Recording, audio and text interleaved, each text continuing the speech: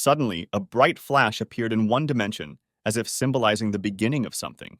After one flash, there were three of them, and it looked like a constellation of stars. Suddenly, a guy appeared in this space, quickly following somewhere. The place where the guy was called the Abyss, and had no boundaries with anything else. This world was very cruel and dangerous. A huge number of monsters wandered the vastness of this galaxy in search of prey. One such creature was the ferocious, seven-headed dragon orc. He was insanely powerful and dangerous. His razor-sharp teeth could easily bite through anyone. For a second, the guy hung in the air to concentrate and release a charge of powerful force. A blast of powerful energy was released from the protagonist's hands and struck the seven-headed dragon in a second. The main character fought this creature with dignity and determination, and was confident that it would not be difficult for him to defeat it one-on-one. Suddenly, the guy heard a loud roar of some kind of animal from behind. He was a little scared and looked in that direction. Right behind him was a huge and ruthless planet-eater in this dimension. It was called Vulcan, and now the guy had to deal with several powerful monsters. They were fierce and controlled the territories that belonged to them right here in the Abyss. Suddenly, a strange noise in the wind was heard, which meant that another monster was approaching, but no one yet suspected what kind of creature it was. It was very rare to meet two creatures at the same time in such a place, but all three monsters were already participating in the battle. The boy quickly fell into the trap of a ruthless spider, who instantly enveloped him in sticky webs. When the monster approached the main character, he saw that right in front of him was the ruler of the spatial cave of the arachnids, Adio.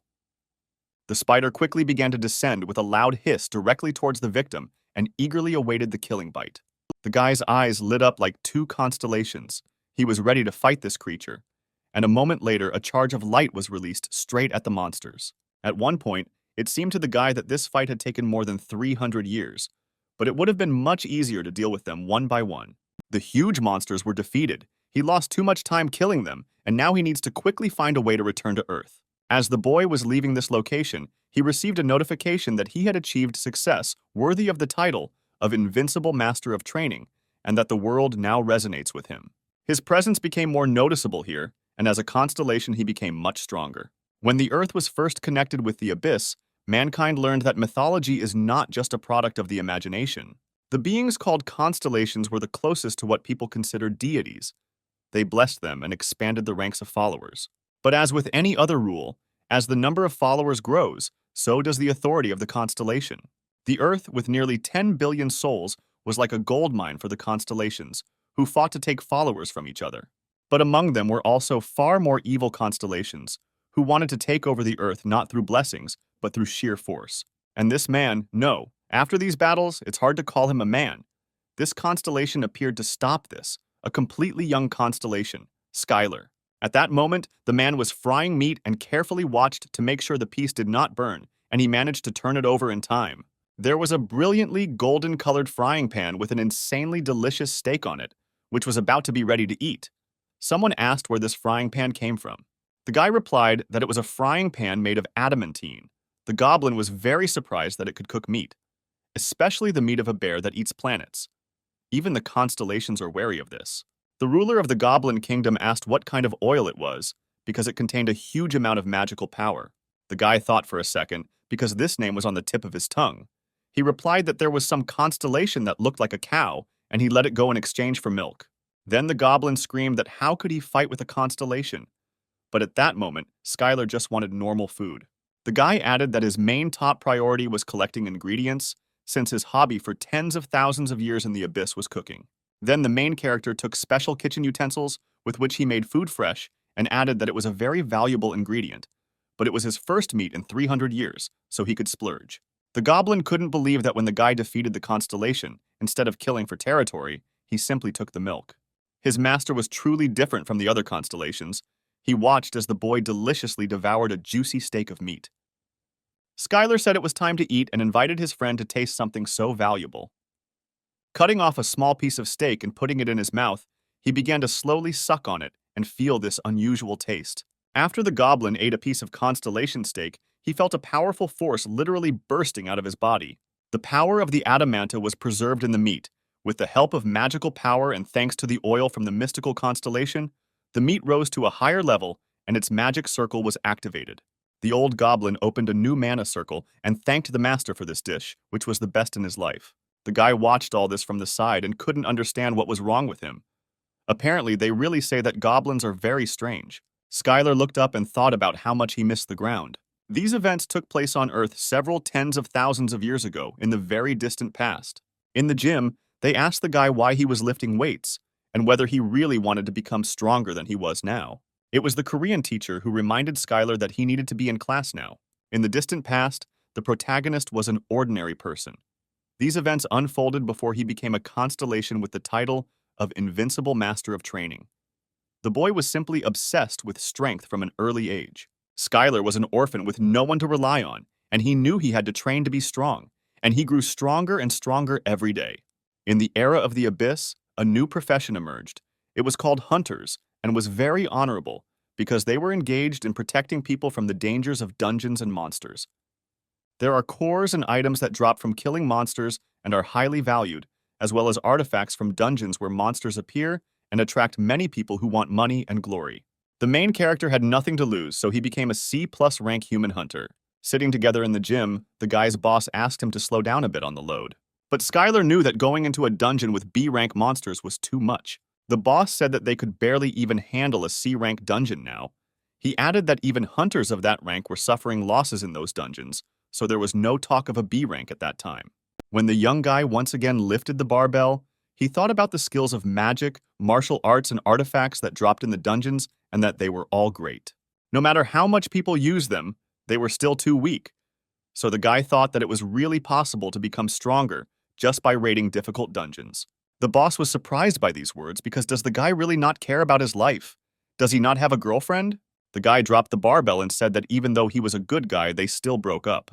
Skylar told her that he couldn't go on dates because of training, and she ended up sending him to date the monster.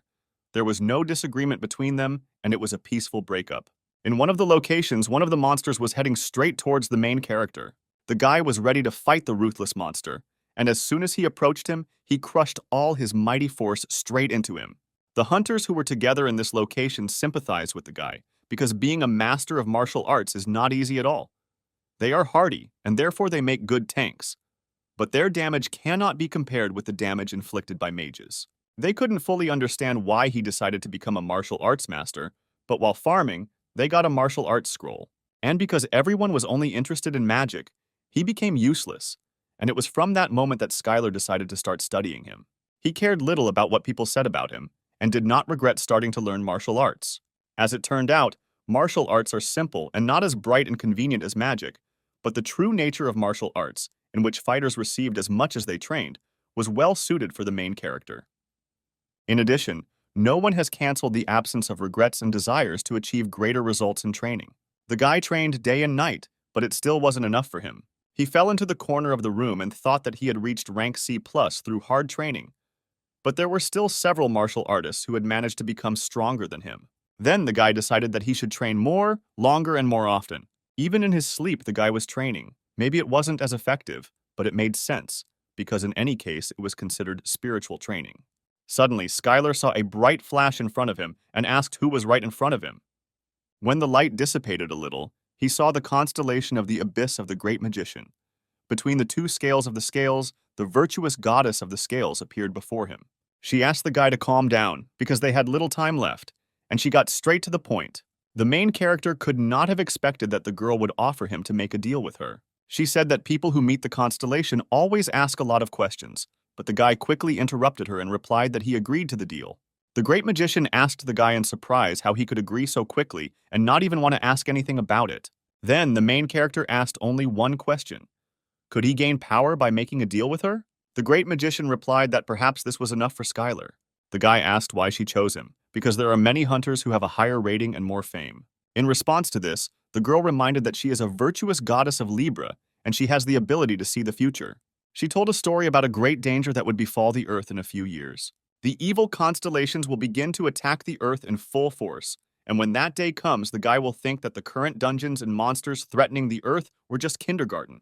The goddess predicted this and added that he was the key to preventing this future. The guy was surprised by her words, because how could he influence the future alone? The girl turned to Skylar and said that she would make him much stronger through long, hard, and inhuman training.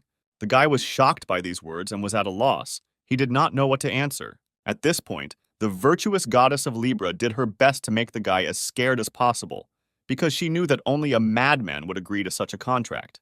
The girl added that through long, hard, and inhuman training, he could become her avatar and extended her hand to him. Even the virtuous goddess of scales was unsure, for to offer such a deal to a hunter was unheard of. This contract was completely unfair and illogical. By concluding it with the constellation, you become an avatar. All this was something extremely complicated due to the fact that the human soul becomes attached to the constellation, and from that moment on, he will have to live in its constant limitation. The gods appear before people and offer powerful strength and magic that will arrive immediately after the contract is concluded and guarantees an instant rank increase. Constellations are very impatient, and there is a lot of fighting to get an avatar, and this is a well-known fact among hunters. The guy was happy when he heard that there was some kind of training coming up. A training facility was prepared for the main character in the Abyss, and the goddess immediately warned that time flows differently in the Abyss and on Earth.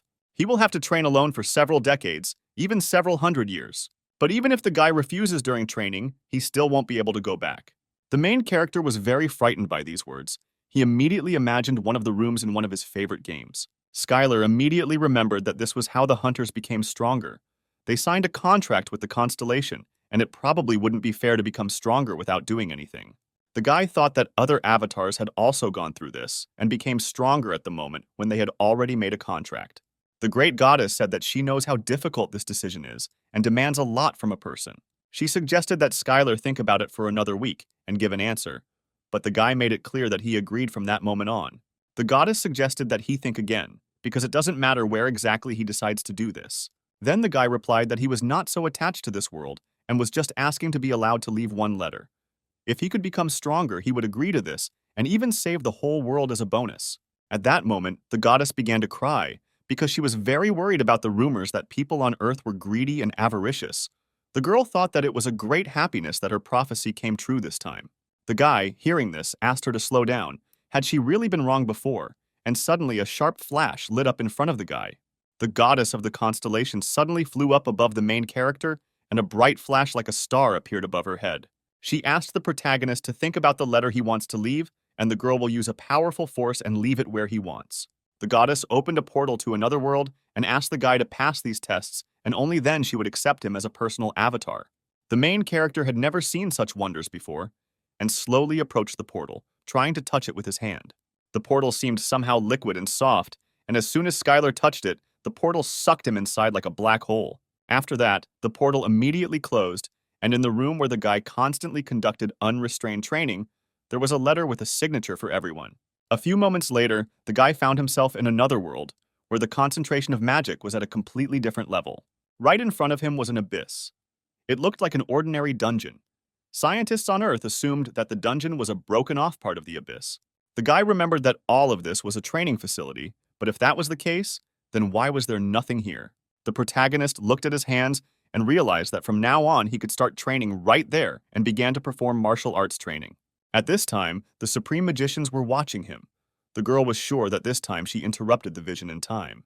The other gods watched as the protagonist trained mercilessly and added that he really looked like a great candidate for an avatar. Although Libra goddesses can see the future, their skills are not perfect, but if they try hard enough, they can see only a part of the future. The rest is just guesswork and theory. In the future that the Libra goddess saw, Skylar was training in the abyss. He ruthlessly suppresses the invasion of evil constellations. The goddess made a very strong man her avatar, and it was a perfect plan, and it didn't matter how long it might take.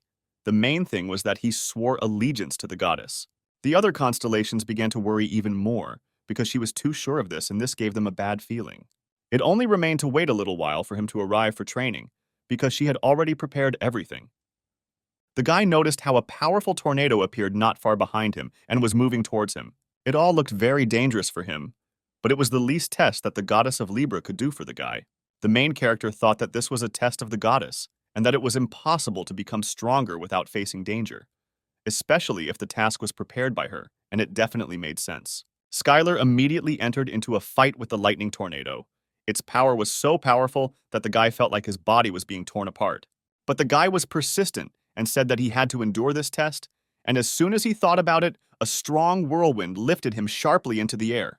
The voice from the tornado said that one can only become stronger by overcoming pain and difficulties, because this is God's plan. After a powerful magical storm passed through, the illusion magic that covered the territory of the virtuous goddess of scales dissipated. But this magic was used as a basic security measure, and before Skylar could figure it out, the magical storm raged again. Even the great goddess could not have foreseen this. The two constellations asked each other why the guy hadn't come to them yet. The goddess should have sensed his presence when he entered the training citadel, but for some reason there was still no news about him. The girl screamed that she had left him 10 meters from the citadel, and he needed to go a little further. Couldn't he find her after wandering a little? Couldn't Earthlings act on their own? The Libra goddess had prepared everything he needed for training, even getting top-notch equipment so he could train safely and effectively. The girl also didn't forget about earthly toys so that the guy could have fun in his free time. All this was the least she could do for a hunter who had accepted such terrible conditions, to prepare a comfortable environment for him so that he could focus on training. Suddenly, a warrior appeared and turned to the lady and reported that he had inspected the perimeter of the training citadel and could not find the person she spoke of. The girl responded in horror that this couldn't be, because she had definitely sent Skylar there. The warrior then suggested that perhaps the magical storm of the abyss had thrown him back. Then the goddess turned to him and asked him to do everything he could to find him and bring this man back. He had to be found and saved, because he couldn't just stay and wander the abyss forever. And the noble warrior accepted the order of the lady and said that he would find him at any cost and went to search through the abyss. The abyss was an endless void, and even the constellations were able to master only a part of this world, and it was simply impossible to find a person who was carried away by a magical storm. The violent flow of mana could simply destroy his body. The guy felt as if he was in the deep sea, although he had never been there. Highly concentrated magical power circulated through his breath, thus strengthening his body. The boy's bones and muscles were strengthened, and his potential increased dramatically. The protagonist wandered in this storm and took it all as a test of becoming an avatar of the constellation. A few weeks later, a storm released the boy and brought his body to the ground. Skylar was barely able to stand, but he was glad that the first training session had gone well and was finally over. He raised his head up and was horrified. It seemed to him that in front of him was the place where the next training would take place. The place where the magical storm brought the protagonist was an empty corner of the abyss, which was not owned by any constellation. Suddenly, a stone monster appeared right in front of the guy, and he thought that the training was that he had to defeat it. Skylar noted that the monster looked like Onyx from Pokemon and was similar to an A-rank monster. The protagonist simply looked at his opponent and couldn't believe that the goddess wasn't overestimating him, since he was hardly a C-rank hunter. But Skylar immediately pushed these thoughts aside and was sure that the goddess had carefully planned everything for him. And at that moment, the guy ran straight at the monster. He had enough time to give it a good fight. The main character put all his strength into one blow, but the monster didn't even notice this, and there was no reaction. The guy couldn't even scratch him. Suddenly, the stone monster uttered a terrible cry that was supposed to frighten the main character. But this didn't stop the guy, and he was going to smash him into rubble and would train until he could knock him down. One day, the protagonist received this book as a bonus at an auction. It was about divine space art with a D-rank skill. Two guys were talking about how martial arts are not popular. Moreover, they are also hard, and no one needed this book. Then one of the guys decided to just sell it. He said that no normal person would buy it. Skylar was sitting next to him and asked if he could buy this book, because he had always been interested in studying martial arts. The man sold the book without any difficulty and said that the boy had strange taste for his age and warned him not to rely on this skill alone. Everyone knew that cultivating strength took a very long time. Even if you thought that this skill would make someone stronger, it was better to learn something else. If mana is the lifeblood of a magician, then Kai is an integral part of a martial artist's abilities. This damage varied depending on the amount of Kai achieved, and so it was natural that a divine space art that slowly cultivated Kai was unpopular. But Skylar was completely different. He had many opportunities to learn other martial arts. He really liked space arts. The guy massaged the stone monster nonstop, because in the divine space art, there is no special way to cultivate ki. However, instead, Kai permeates every movement from a fist to a milky kick and returns back to the body. By repeating this process, a tiny amount of Kai accumulates inside, but each kick and punch slowly increases the protagonist's Kai. If this training is repeated endlessly, then eventually he will become a master of martial arts, of course. All this was about theory, but not everyone is capable of such training. The guy thought that he had no talent, but in fact he was deeply mistaken, because he has the talent to endure fatigue and make endless efforts. That's why he was able to withstand 100 years of repeating the same skill. Thanks to this, he learned the B+ rank skill, the internal destruction fist technique, and then the next level of divine space art. The young man had reached the level of an advanced martial artist and was now a B-rank hunter. Then the guy remembered one hunter who was able to become an A-rank martial arts master. He was a hunter from China, the only martial artist to reach a rank. The young man became an expert in martial arts, or in other words, about the level of a six-circle mage. The girl asked him with great surprise whether he was going to apply for a higher rank and immediately received a positive answer. The guy planned to become the first S-rank martial artist. The main character was not very inspired by this thought, because at this rate he would only be able to reach this guy's level in 1,000 years. At that moment, a stone monster looked at Skylar. The guy asked him why he was looking at him like that, because there was a fair fight between them. The stone snake didn't just ignore him. After the boy had been cultivating ki for decades, it could no longer ignore the damage it received. At that moment, the snake couldn't hold back her tears, because the guy had forcibly chosen her as a dummy when she was just doing her usual everyday things. At one point, the guy felt a little lost and decided to go somewhere, because it was a training ground, so now he can go wherever he wants. Suddenly, the stone snake sat the young man right on his head and moved forward. The main character found this idea funny, because simply walking through the abyss was an incredibly boring activity. At one point, the guy heard the sound he heard 100 years ago when he first fell into the abyss. It was the sounds of a magical storm. The boy regarded this as a gift from the goddess, which would lead him to the second test, but the dragon had a different opinion and believed that the man would simply die. The protagonist kindly asked the beast to go with him, but he was afraid, because even the strongest monsters can die if they get caught in a magical storm. Then the monster suddenly jumped and together with Skylar found themselves in the epicenter of a magical storm, because he had no choice but to agree with it. After reaching the destination point, the monster was exhausted, and the guy joyfully exclaimed that everyone in the abyss really moves so happily.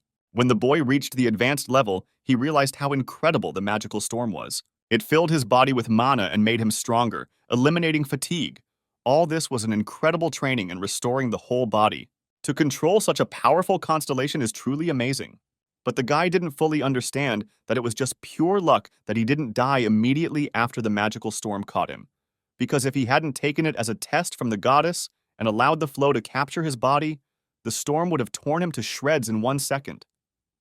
The young man wandered through the abyss and wondered why there was no food here, since he had not eaten for over 100 years, but he still had no feeling of hunger.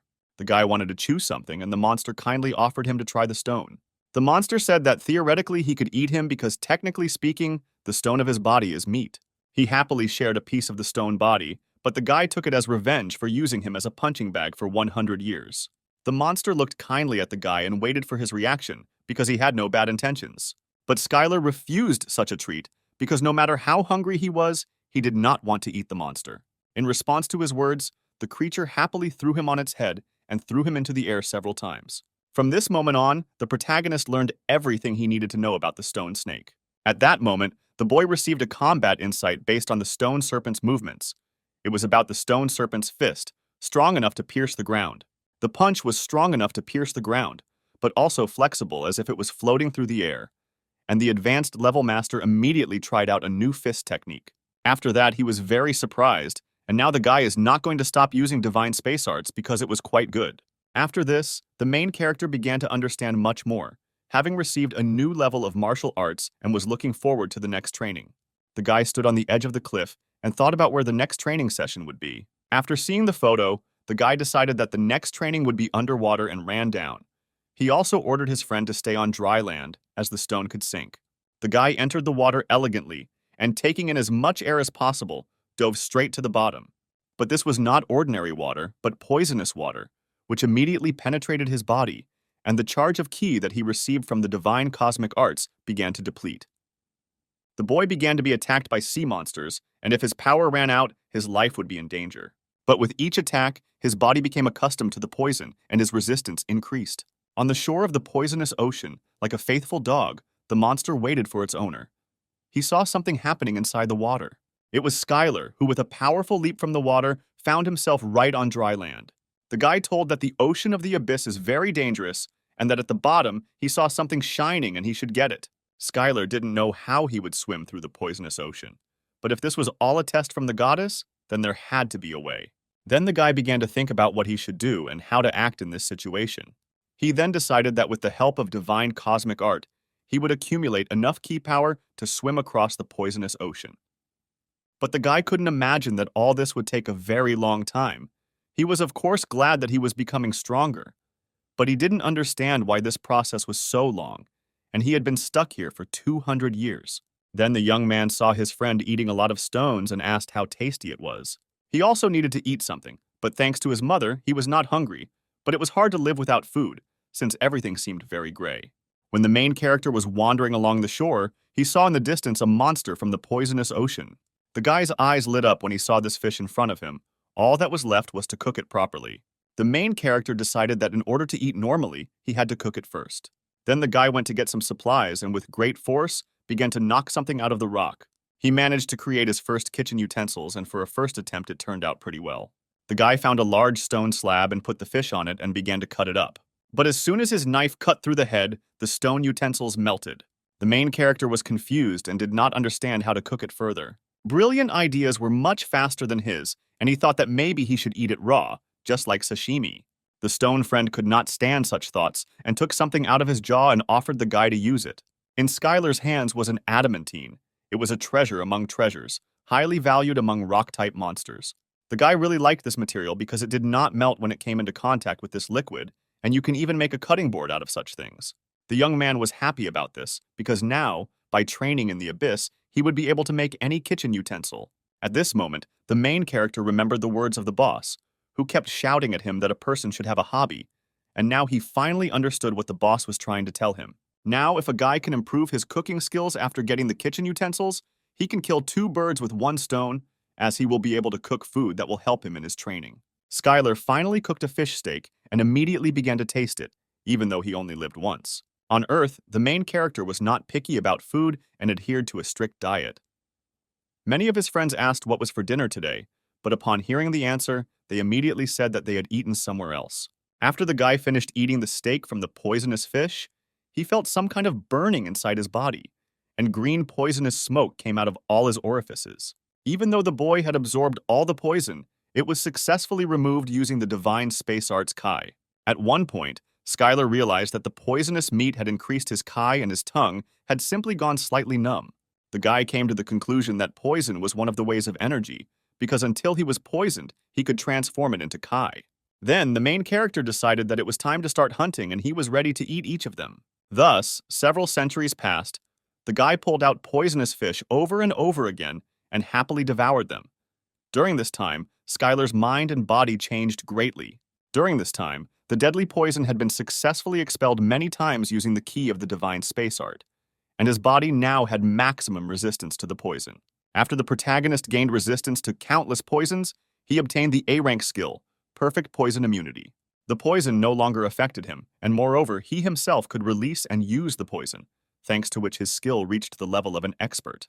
The guy was talking about how he had gained full resistance to poisons and reached the expert level, something he couldn't even dream of on Earth, and should already be an A-rank hunter.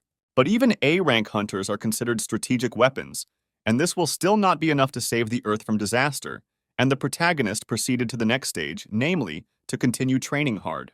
This was the end of his journey with the stone monster. He thanked his friend for everything, and said that the main character's path would be too dangerous from now on. The guy added that his further path lay through water, and since he was a stone type, he definitely wouldn't pass, and ordered him to return home. Because of his resistance to poisons, the ocean was no longer considered a threat to the guy, and now the cruel sea monsters had no choice but to flee from the hunter. From that moment, Skylar became the emperor of this ocean.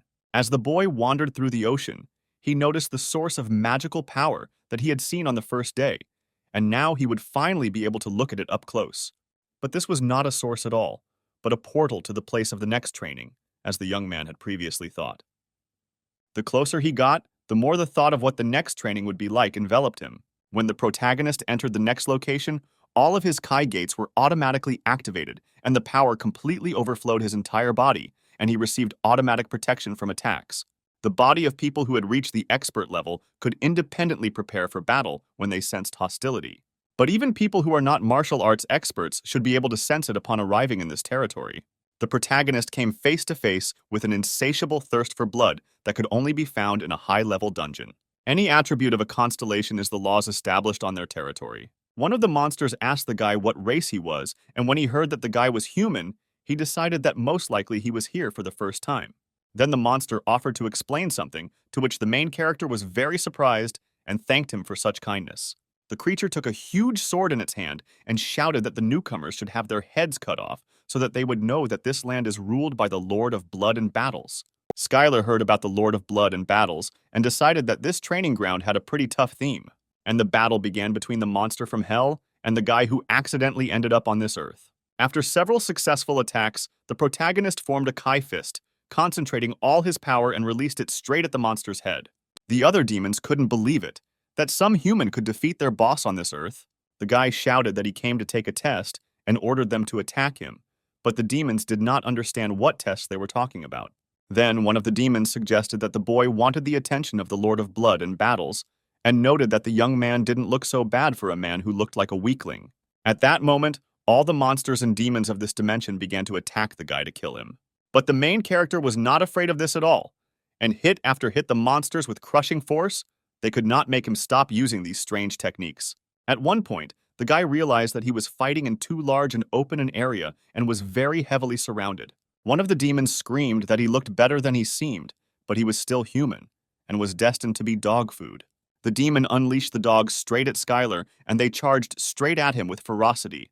The guy was in the territory under the rule of this constellation, where the main attribute was the second law of nature, which was that a person should always be ready to defend himself.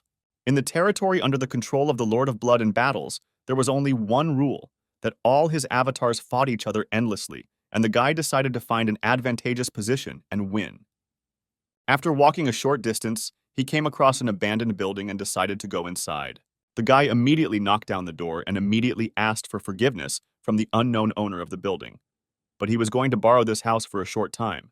But the young man was met by a rather kind monster who greeted him and offered to try the soup he had just prepared.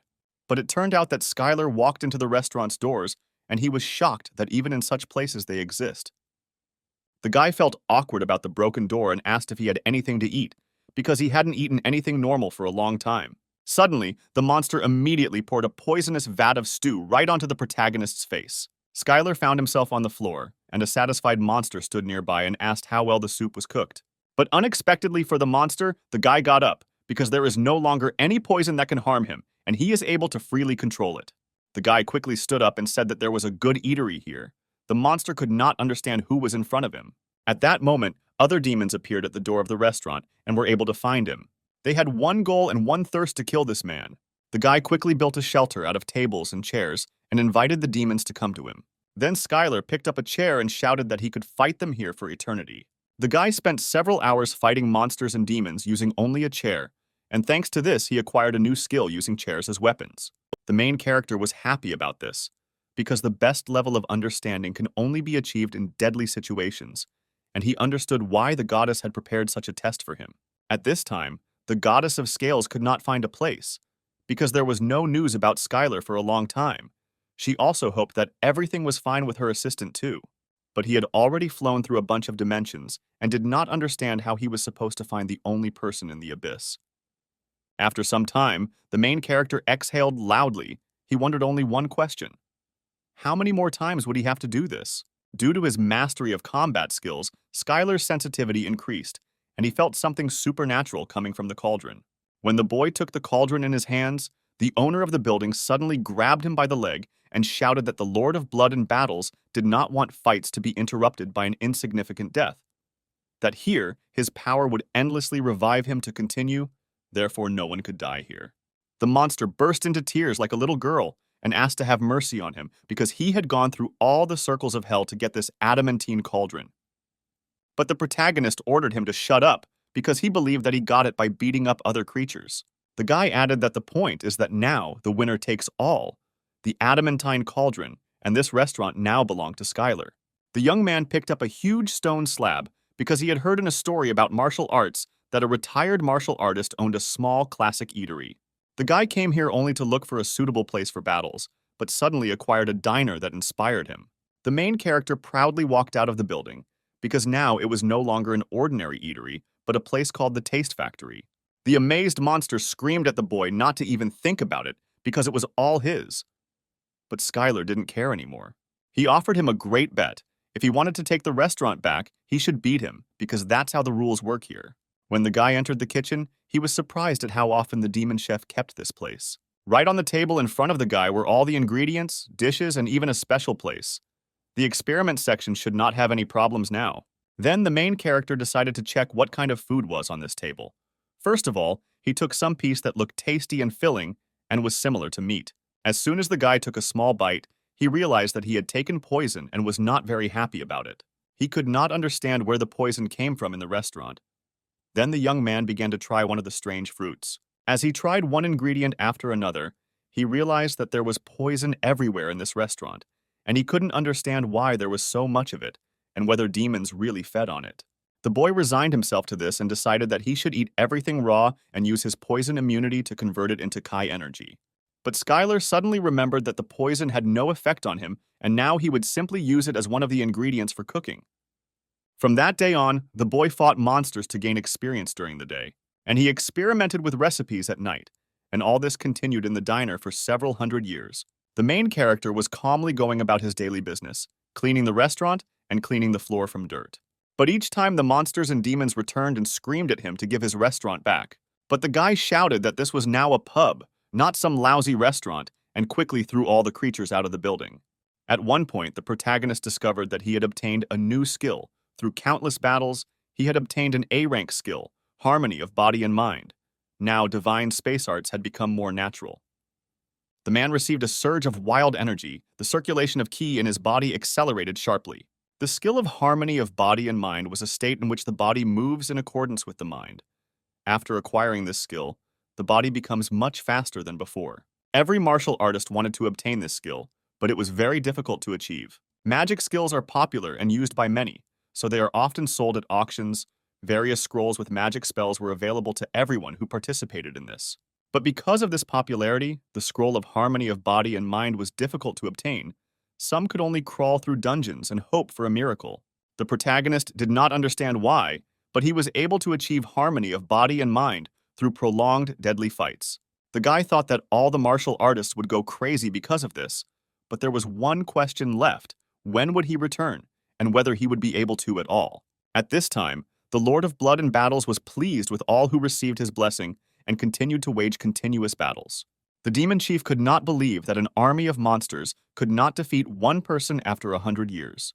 The main character sat quietly on the table and meditated while the monsters did not understand how to open the closed door. This building was so strong and powerful that they could not demolish it to kill a person. By the time the demons realized that their strategy wasn't working, the protagonist also realized that something needed to change. He looked at his hands and realized that he had stopped getting stronger, that his strength was fading with each passing day. Of course, he absorbed some energy through his culinary research, but his progress in martial arts had completely stopped.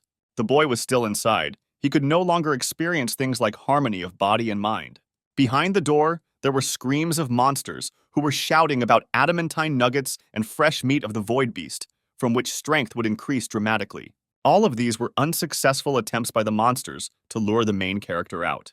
Over the years, the demons had come to an agreement that as long as Skylar was hiding in a dive bar or a pub, they wouldn't even scratch him, and so they tried their best to lure him out. Suddenly, the doors of the pub opened and Skylar shouted that he could forgive a lot, but asked the demons to end this unfortunate performance.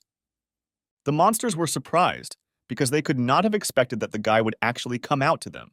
And at that moment, all the creatures flew towards the guy as if they saw an appetizing and tasty piece of meat. All this time, the demonic pub was not only a refuge, but also the cause of Skylar's stagnation. Being isolated in the pub meant he stopped engaging in the death matches that had accelerated his growth. That's why he decided to play along with them, even though the demons' acting was some of the worst. But at the moment of the fight between the demons and the guy, there was a huge and powerful demon, which became a small problem for Skylar. The demon screamed that today would be his last day and that he would no longer have to pretend to be a strong guy who would simply be hidden in this building. In response to this, the main character turned to the demon boss, saying that he was afraid that at this rate he would not advance in martial arts. These words angered the creatures, and they began to attack the guy, but he was so fast and agile that they couldn't even touch him. One A-rank martial artist described powerful strength as a state in which he is filled with confidence. Before this, Skylar couldn't understand this, But now that he had reached the level of an expert, the young man realized that before in battle, the guy always felt like he was cornered, randomly attacking in all directions with all his kai. The feeling he had of lack of confidence had completely disappeared, and he was now completely calm and full of strength. The whole world told him that he was stronger than all the demons around him. He could dispel the enemy attack with divine space art. The main character easily took the demon by his sword, because now he learned to use the enemy's strength against him. At this moment, he learned the martial art of the samurai, in which the opponent's strength is used against them. After a successful fight, the guy was happy that he managed to get a piece of fresh meat and an ingot of adamanta. Soon the guy returned to the pub again and shouted that he would gladly fight them again anytime if they brought him more gifts. The next day, a piece of meat and 2 beautiful ingots awaited the main character. The demons brought them as promised and offered to fight them again. The guy immediately left the building and was surprised. There was no one in front of him. He couldn't understand where everyone had gone because they wanted to fight him so much. Suddenly, the demons started firing from the air. They decided that the guy specialized in close combat and therefore decided to finish him off with long-range attacks. Skylar successfully escaped this barrage, and thus his body became even stronger after the demon attacks. All the demons were wondering the same thing: when would he finally die? But time after time, they received a direct hit from spells, because now Skylar had received the skill of invulnerability. From that moment on, the more the demons spent their strength, the stronger Skylar became, and each time the gap between them increased. More than several hundred years have passed since these events, but the merciless battles between man and demon continue to this day. A line of demons had already formed to wait for the legendary battle, but when the main character came out, he announced that there would be no fight. One of the demons waited the whole morning to fight under the pub and was very upset about it, but a resourceful guy suggested that next time he take a number for the first fight. The guy warned that he would not fight with those who did not stand in line and would make scenes, but one of the demons calmed the main character by saying that the demons who wanted to fight would obey him, because it was difficult to find a strong man like a human and they were forced to stand in line. As Skylar returned to the pub, the young man thought about how he had somehow become close to these guys, and he assumed it was natural after hundreds of years of fighting. The boy held an A-rank hunter card in front of him. It was a magical item received when first registering with the association, and when the owner filled it with magical kai, it showed the owner's statistics. The guy had long forgotten about this card, and after some time decided to take it out and look at the result of long training. When the boy took the card, he was shocked, because he received so many skills that on Earth he could only dream of it. But one of the last skills seriously interested Skylar. He didn't know what it was and what this skill gave. It had a worldwide resonance. The boy couldn't believe his eyes, because this skill was D rank when he first learned it.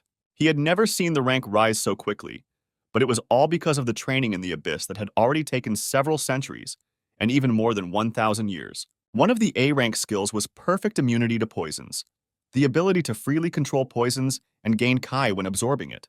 The second skill was the harmony of body and mind, the ability to use the body the way the owner wants it.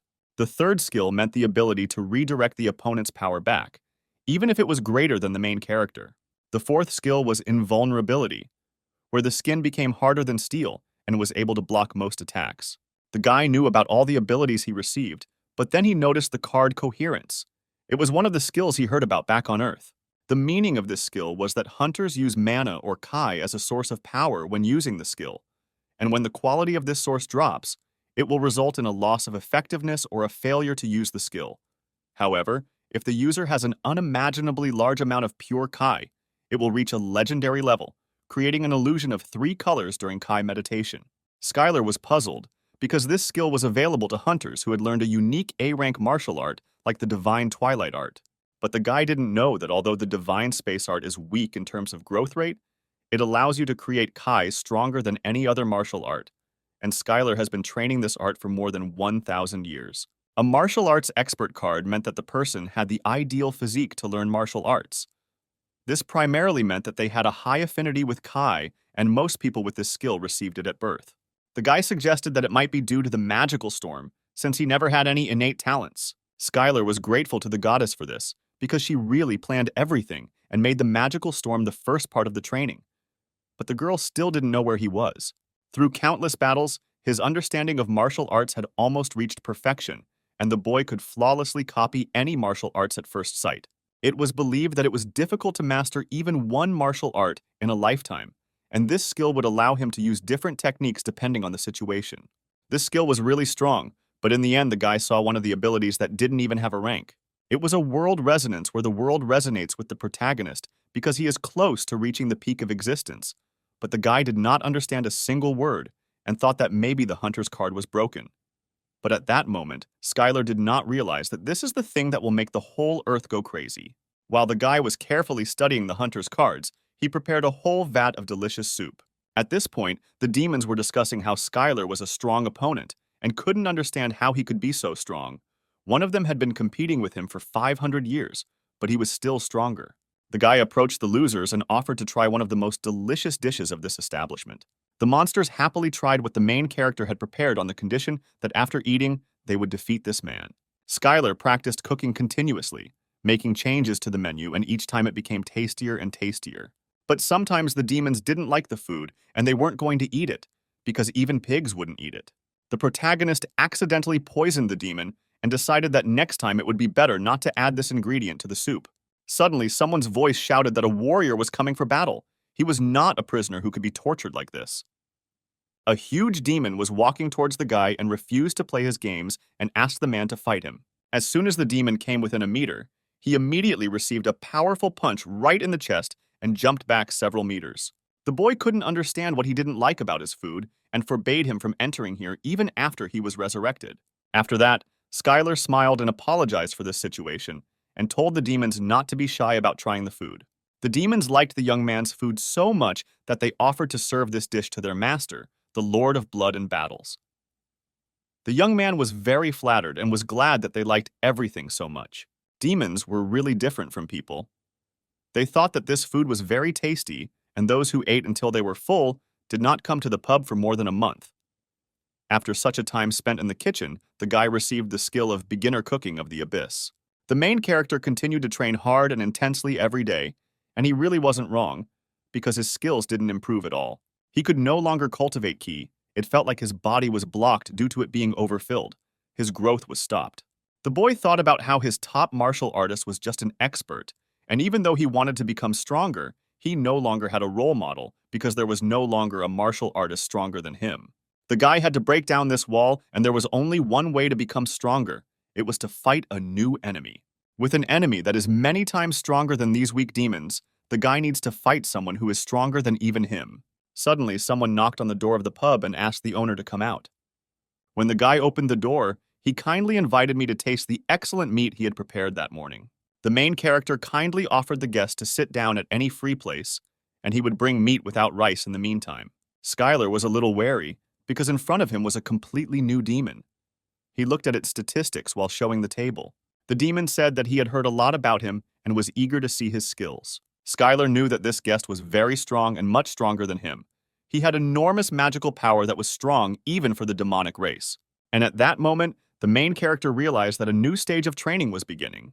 The guy kindly served the guest and brought him the dish of the day, meat without rice. The demon began to slowly taste the main character's food. It was clear that he was much stronger than the guy. When the demon finished eating, he thanked him for the food and added that he had heard that the owner of this place liked to collect valuable minerals. At that moment, he took out a huge ingot of adamantine, which was of a size never seen before. The guy held this ingot in his hands and did not know what to say. He thought that the demon paid him too much and offered him another portion of rice. But the demon refused, saying that one was enough, and everything was delicious. The demon turned to the man and said that his name was Virago. He was the first avatar of the Lord of Blood and Battles, and the one to whom he had given the bloody axe, and he had an offer from his master. The guy was very surprised by this and asked what proposal he was talking about. Then the demon added that all this time the Master Lord of Blood and Battles was watching him, and now he wants the guy to become his avatar. Varagot was sure that Skylar would accept the offer, but despite the fact that he is a wanderer from the outside world, the guy is not crazy enough to go against the will of the constellation. The protagonist cautiously asked for forgiveness, but he cannot accept the demon's offer. Varagot was furious because the boy refused his master's offer. The guy said that he was under a lot of pressure and that he was the strong opponent that the young man had been waiting for so long. The demon did not understand this, because the guy had a talent worthy of praise from the master to not hide his fighting spirit in front of someone who was definitely stronger than him. And this was exactly the quality that the Lord of Blood and Battles desired. The demon screamed about what the guy was not happy with if he rejected such a sweet offer. Then the demon suggested that perhaps the guy was already an avatar of another constellation, but he did not feel the presence of the constellation in him at all. The protagonist replied that he was not an avatar yet, but had already promised the constellation that he would become one when he passed her test. The creature tried to find out, because perhaps the guy was deceived, but the main character was persistent and did not understand what the demon was trying to achieve, because if he wanted to fight, he would be ready for it with joy. The demon asked the guy not to rush and listen to him, because what he was talking about did not add up in his head. Constellations enter into a contract with an avatar because of their desire. No constellation will accept someone unworthy as an avatar. And to be desired by one constellation meant that other constellations from the abyss would also desire it. And so the constellation immediately makes a contract with the avatar candidate so that others do not do this. But if they want to train the candidate, they do it on their own territory. This is all because there are cases where the candidate may be intercepted by other constellations while he is wandering outside, and if this happens, then the constellations will laugh at him for 10,000 years. But the boy shouted that Virago had missed something, because the constellation he had promised could see the future, and the boy was sure that she had chosen this strange method because she had foreseen it. The demon wasn't completely sure, because foreseeing the future is a rare and special skill, but the protagonist replied that this is what proves that his constellation is better than he thinks, because she was able to think that nothing would happen if he trained outside of her territory. After these words, Skylar bragged about the training he had gone through and all the trials he had faced for hundreds of years after he had been caught in the magical storm and how carefully these trainings had been planned. But the demon replied that this made even less sense, because the magical storm of the abyss is not something that can be controlled, and even the constellations cannot do it. It is a dangerous and powerful catastrophe. The guy was already less confident in his words, and he added that shouldn't at least one constellation be able to control this? The demon said that if it were, it would immediately conquer the entire abyss. He also asked if the guy was sure that it was not the constellation that sent him, but that he simply fell under a magical storm. But the main character did not want to listen to the demon's words and ordered him to shut up. Skylar didn't think Virago was lying, because it was the truth, and now he knew a lot. But he was enjoying the process of becoming stronger so much that he didn't have any questions until this moment. The guy was angry. He didn't understand how stupid he was and why he hadn't thought about this before. At one point, the young man wanted to burst into tears, but he couldn't do that, because every tear would exhaust Key and his courage. Skylar walked out of the pub and headed forward. Now he knew that he was not at a training facility, but simply in another location. And now he urgently needed to return to Earth, because he had wasted 1,000 years. But the demon upset the guy by saying that he could not leave this territory of the Lord of Blood and Battles. And at that moment, Varagoth, gifted with a bloody axe, showed his true form, and the blessing of the Lord of Blood and Battles enveloped him. He felt sorry that he had to break such a precious gem like the guy who was right in front of him. He calmed the guy down and told him not to despair, because his master was very generous, and when the main character died, he would bind his soul and resurrect it. The guy didn't understand what kind of nonsense Varagot was talking about. He refused to play their games and immediately attacked the main demon. The demon noticed that the guy had a special walking technique and he did not feel any magic, and his movements were much faster than teleportation magic. The protagonist demonstrated a technique of divine space art movements using Kai, and it was called the moonwalk. The demon replied that his master was interested in him for a reason, but he did not intend to continue this any longer and ordered him to prepare to serve his master. Varagot used blood baptism. It was condensed mana, and to use such an amount of mana you need to be very strong, and even the invulnerability skill did not allow you to stay under it for long. The demon screamed that now the end had come for man, and the Lord of Blood and Battles was waiting for him. A downpour of crimson mana melted and destroyed everything it touched. This technique showed in all its glory the difference between the power of Varagoth and the power of a human mage. But thanks to the skill of harmony of body and mind, the protagonist's senses became sharper. His Kai consumption was significantly reduced, and the effectiveness of the martial art he used increased. The divine space art had unceremoniously warned him, and it was because Skylar was in great danger. When faced with a crisis situation where the enemy was much stronger than the guy, his mind was very calm, and the discomfort of wasting time due to misunderstandings had already disappeared. It was that similar moment when the guy got caught in a magical storm, where it wasn't the speed that was important, but the feeling of the flow, and then he would be able to dodge. The level of martial arts proficiency was increased, and the guy received an S-rank skill, incredible speed, a technique that allowed him to move in the blink of an eye to the desired location. Verigo couldn't believe his eyes because the guy completely dodged the bloody baptism. Until this moment, he thought that martial arts were only studied by weaklings and expressed great respect for the man. In the Abyss, magic skills are the most popular. They consume mana, and magic users can take unlimited mana from the outside. On the other hand, martial arts consume the user's internal strength, and compared to magic, martial arts have a limit. After meeting the main character, the demon understood why martial arts were created, because it really amazed the mind. And he told an old story about slaves rebelling in the territory of some constellation. They wanted to resist the law of this world, and once they went against the constellation, they could no longer use mana. However, it was not so easy to suppress the rebellion because of their wonderful skill, thanks to which it was possible to use without borrowing mana from the outside. The guy thought it was about martial arts, but what if he used magic? The demon added that after his body had melted from the bloody baptism, he would have already met the Lord of Blood in battles. And at that very second, the guy flew straight at the demon so that he could see the true power of martial arts. The demon understood that before him was indeed a special person, but he was Verigo and his master gifted him with a bloody axe. And then the demon used the magic of the bloody axe and dealt a powerful blow to the main character. The guy shouted that with this magic, the fight was miserable, and maybe he at least has weaknesses in close combat, because it couldn't be that magic was capable of everything. For the first time in a long time, the main character was on edge, because he was faced with an enemy who was significantly superior to him in strength, skill, and magic. With each attack he made, he felt himself becoming stronger, and by gathering the required amount of Kai in one point, he created Kai fists. And as soon as he managed to do this, he performed the most powerful fist of space, which struck the demon with such force that Verigut could not have expected it. But even this was not enough, and the demon was amused by the interesting tricks. But this was not enough to completely defeat him. A few skills, such as using speed or dodging, were only good for defense, but the problem was with attack power. To break through the dozens of layers of protective magic with which Verigut defended himself, he had to deliver a powerful blow.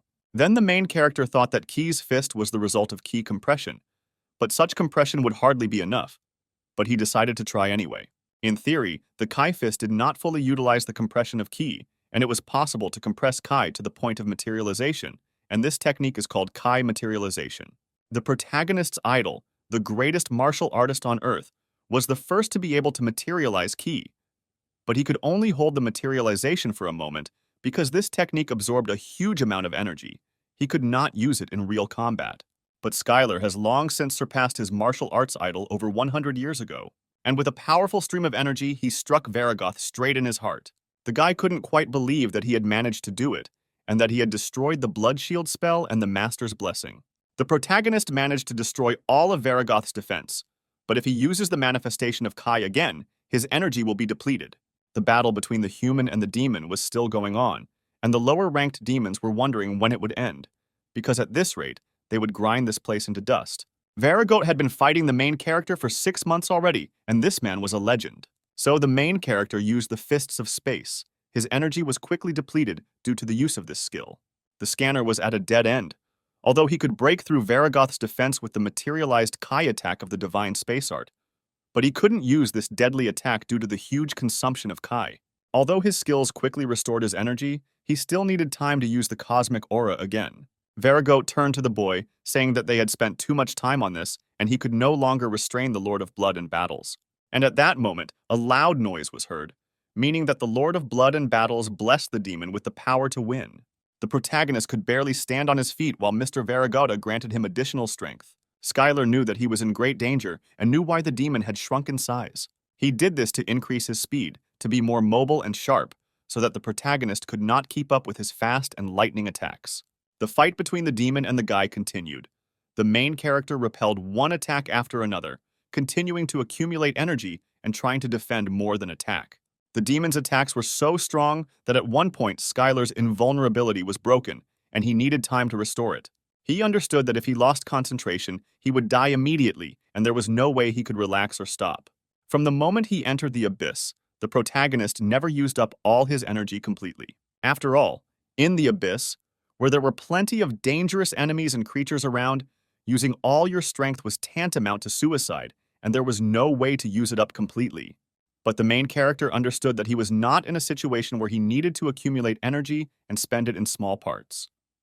And then at one moment, Skylar released all the juices from his body, accumulating such a flow of energy that with one blow he cut off the demon's hand. At this moment, the protagonist learned the cosmic Kai breakthrough. It was a completely new technique that was added to the divine cosmic art. And this art improved.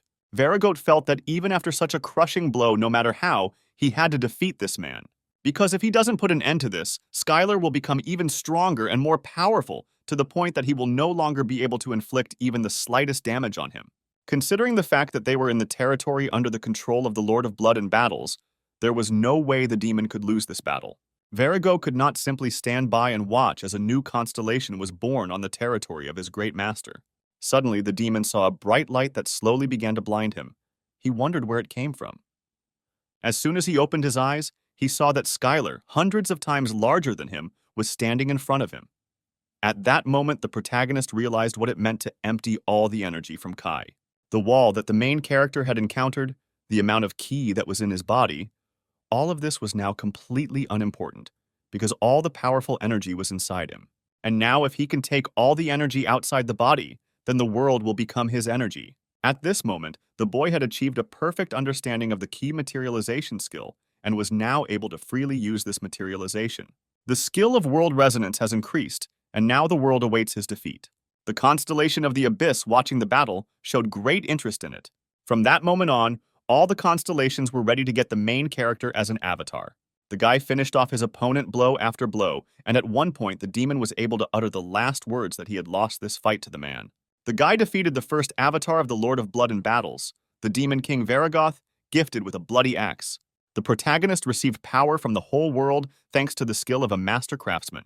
The demon was trampled right into the ground and added that the boy had now earned the right to reject his master's offer. Even though the battle was long and difficult, Skylar thanked the demon from the bottom of his heart. Varago added that he should listen to his words because no matter what constellation offered him to become his avatar, he should not accept it from it. The demon advised the boy to become so strong that no constellation could look down on him, thereby becoming famous in this abyss and becoming a constellation. The protagonist looked at the enemy he had just defeated and replied that he understood everything and would definitely listen to his words. At that moment, the demon disappeared, saying that he would look forward to the next battle. The guy looked at the bright flash and shouted for him to come back, because he had to give him what he deserved. The protagonist began to think about words so that he would become a constellation, becoming a master, the level at which he accepted the world as a whole person. Skylar began to feel something that he could not previously. It was the gaze of the constellations watching him, their pressure, and how powerful they were. The protagonist decided that he could match them if he became a little stronger. Suddenly, other constellations of the Abyss began asking Skylar to meet with him. The Abyss constellation did not move. They could not do so, as they were constantly targeting each other's territories, and if one of them accidentally left their post, they would fall in an instant. That is why the constellations watched the world without leaving their own thrones, watching the avatars or those who are worthy of becoming them. The guy couldn't believe that someone had been watching him all this time, as if he had been shown on the regional news. After the great battle, the Lord of Blood and Battles placed a bounty on Skylar's head, and every creature that was in that territory hunted him. But from that moment on, the protagonist had nothing to fear, because he declared that he would become a constellation, while others watched his triumph. On the ground in the gym, the men saw a guy on TV who had signed a contract with a star. He said that everyone envies him because they also want to sign a contract with the star, but in reality, everything is not so colorful and wonderful. The guys were surprised by his words, because they did not understand how one could speak about such things directly and openly. The man spoke about the rules of the constellations that connect him, and you are under observation 24 to 7 hours. Skylar heard his friends loudly discussing this guy about how he was handsome and became an avatar, and basically he already had everything. But why was he whining that it was so hard for him? At that moment, the guy realized what the hunter from TV meant. He was obliged to act according to the rules and obey the order of the constellation, but if he disobeyed, then an unimaginable punishment awaited him. Being an avatar that everyone envies means being a slave in beautiful shackles. All the while the guy was thinking, small demons attacked him and tried to avenge the honor of their master. Since childhood, the guy wanted to be strong. Not so that strong guys like them would pay attention to him, he wanted to choose his own path. As strange as it may seem, Varigot was right, and the guy can't leave his fate to the discretion of the constellation after he's come so far. At this moment, the main character received various messages from the constellations offering to give new skills or those who were simply impressed by the level of his martial arts. All this greatly irritated the guy. Skylar didn't know how to use magic properly, but it was as if it didn't need to be used, and it was better to achieve everything with the help of martial arts. Suddenly, one of the constellations of lava and magma gave the main character an ingot of adamantine and added that he looked like a hipster. Skylar thanked him for the gift, but immediately received an offer from the constellation to receive more valuable minerals in exchange for the contract. But the main character shouted that he was going to become a constellation, and it was pointless to lure him with such gifts. After the battles over the demon, everything was destroyed, and the main character returned to the pub and did not understand why he was considered a hipster, because he did not look like one at all. When the guy came back, he saw that the whole establishment looked like some kind of barn with a bunch of garbage and complete chaos. Among the pile of rubbish, the boy dug up a golden vat in which he cooked food. He carefully wrapped the vat with rope and no longer paid attention to the notifications from the constellations. The guy got ready to set off. The main character left the modest restaurant that brought him so many emotions and went into an unknown world. At one of the locations, a creature with a double head was following the path, when suddenly a voice was heard asking if they had seen a human male here. It was one of the guardian angels of the constellation who continued to search for the guy all over the world and showed what the guy looked like. The creature smiled when they saw who was shown to them and asked what kind of ugly creature was in front of them and why they should answer to some angel at all. Suddenly, there was a loud noise, and the same creatures that were in front of the angel crawled out from under the ground. The vicious dogs began to threaten him, saying that he had entered the wrong area and had completely lost his sense of smell. They added that this area is not subject to any constellation and is the most secret and isolated neutral zone in the abyss. The dogs immediately pounced on him so that the angel could feel the fierce claws of freedom. But as soon as the creatures got closer to the angel, they immediately received a powerful blow, after which they flew back several dozen meters. The man then repeated his question, asking if they had seen the guy, and the dogs, horrified, apologized for making such a mistake and replied that they had not seen anyone. After these words, the guardian angel flew away to look for Skylar and thanked the creatures of this location for the information. The angel of the virtuous goddess of Libra continued to search for the man all over the planet. He talked to races capable of speech. He endlessly asked if anyone had seen Skylar. While the angel was wandering through the abyss, he received various notifications from other constellations, since avatars rarely leave their territory and everyone was interested in what was going on. For the constellations sitting on the territory and bound by their own rules, watching the avatars of other constellations was quite simple entertainment. And at that moment, the angel used the skill of the goddess's veil, and now he was hidden from the sight of all the constellations, and one of the observers was furious at the use of such a cheap trick. And the constellations continued to send different notifications, some asking to remove the veil, and some offering various riches in return, just to see what was hidden behind the veil. The virtuous goddess of Libra sent this particular angel on this impossible mission because he will conscientiously carry it out without succumbing to temptations from other constellations, even if he himself considers this mission impossible. Meanwhile, in an abandoned sector on the territory of the Lord of Blood and Battles, the main character continued to train. Now, thanks to the master's rank, the divine space art had been perfected, and now the amount of ki did not matter at all, and the skill of a martial artist allowed him to perfectly use all martial arts. But despite this, Skylar continued to practice the powerful punch of the space fist. Just like when he first learned the divine space art, he put his whole soul into every strike. Suddenly, the boy received a notification that since he continued to live as befits his power, his essence had greatly increased. When the protagonist decided to leave the territory after defeating Varigoth, a change occurred in the mysterious skill World Resonance. When he took the card in his hand, it shone brightly, and he read that the world now resonated with him because he was close to reaching the peak of existence, and his title had changed to an invincible training master. At this moment, Skylar realized that when he reached the master level in the divine space art, he had perfected all the skills to the level of flawlessness. And now, in order to become stronger and gain the status of a constellation, he needed to obtain the degree of a master of divine cosmic art. On the way, the guy met demons who shouted at him that he could not escape anywhere, because he was in the territory under the control of the Lord of Blood, and now they would kill him for humiliating their master. But Skylar kept thinking that he should strengthen the essence by following the principles and the world tells him that this is the way to become a constellation. The guy was haunted by these thoughts, and he walked confidently towards his goal, scattering all the demons that came his way. The only principle he must follow is that of an invincible training master. He must train all the time and never lose. The guy confidently walked towards his cherished goal. It suited him perfectly because he wanted it so much. The main character continued to train and left the corner of the abyss, where the gaze of the constellations could not reach him. And each time he became stronger and stronger. This was the whole power of the essence. In the battle with Varigoth, the protagonist gained 2 new skills related to his essence power. One of these skills was a good giant fighter. His power grew when he entered into battle with a strong opponent. The second skill was called self-control. The power of this essence grows as he lives in accordance with the essence.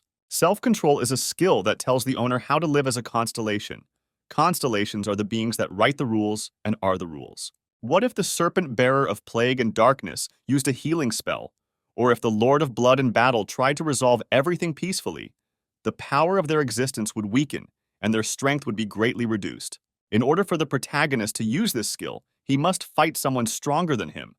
But there was no way he could lose to him even once. It all sounded really complicated, and he liked that it was time to get serious, and at that moment a bright flash appeared in the sky, like a star. Skylar thought that this was another monster, and it looked like it was really huge. The star fell straight into the ground, and the guy hoped that this time it would be much stronger than him. Suddenly, a huge silhouette of a terrible monster appeared from under the ground, flew up, and was ready to attack Skylar.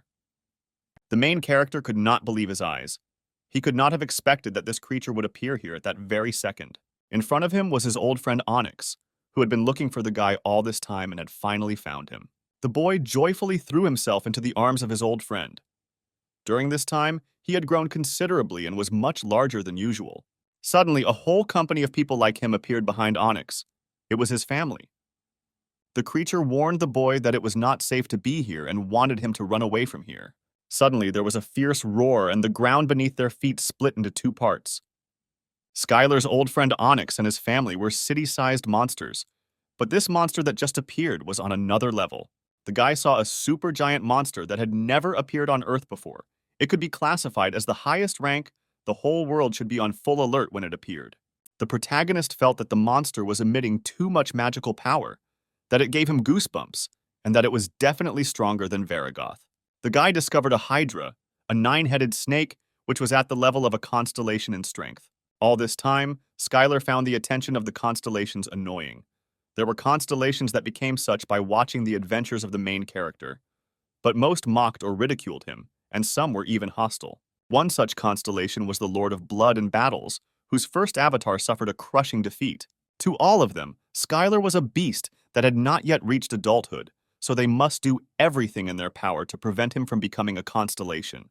That's why the boy went to the neutral zone, where the constellations couldn't track him, but the lawless zone was a place where the strongest ruled. It was a place ruled by monsters that were as strong as constellations, and they weren't bound by the rules like constellations. The creature was amazingly strong and used powerful magical power and went at everyone like a bulldozer. If the guy defeats the Hydra, his power will essentially increase significantly. The World Resonance skill now resonated, and the boy received a notification that he was now an invincible training master. The protagonist's skills forced him to fight this monster, but even without them, his choice remains the same. The guy accepted this fight and immediately screamed sharply for this clumsy snake to attack him. Hydra had bullied his friend and his family, and it didn't matter how strong it was, the monster would now regret it. The creature began to attack the main character. It considered him an insignificant creature and was impatiently waiting for his death. It added that even the constellations fell to their knees because of its poison, and its breath would incinerate him in a second. His 9 heads emanated a powerful force that would freeze most opponents due to telepathy and bloodlust. But Skylar was already used to this, because he had already been in many battles on the territory of the Lord of Blood and Battles. The guy suddenly took off and delivered a powerful blow to one of the Hydra's heads. This blow was so strong that it took off the head in a second, and the Hydra could not understand how this brat dared to do such a thing. But the Hydra restored its head thanks to the divine regeneration skill, and all the guy's efforts were in vain. The monster turned to the boy and said that he was able to cut off his head, but now he had to pay for touching him. The entire body of the Hydra was suddenly filled with the strongest poison, from which neither the hero nor the constellation could withstand. The guy didn't understand why the creature was saying what it was going to do, and why it needed all this. But before him stood a monster that even the constellations of the entire abyss feared.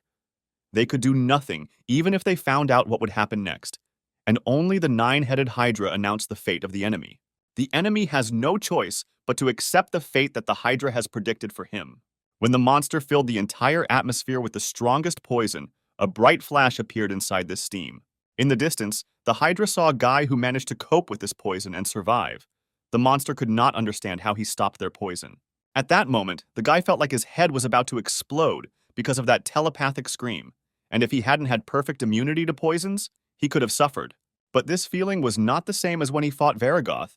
It was far superior to the power of divine space art and the materialization of Kai. The boy screamed that he wanted to cut his head off and began to perform one of the most powerful blows he had mastered. At that moment, the protagonist realized that his power of existence had grown significantly because this effect increased as the power of the entity increased.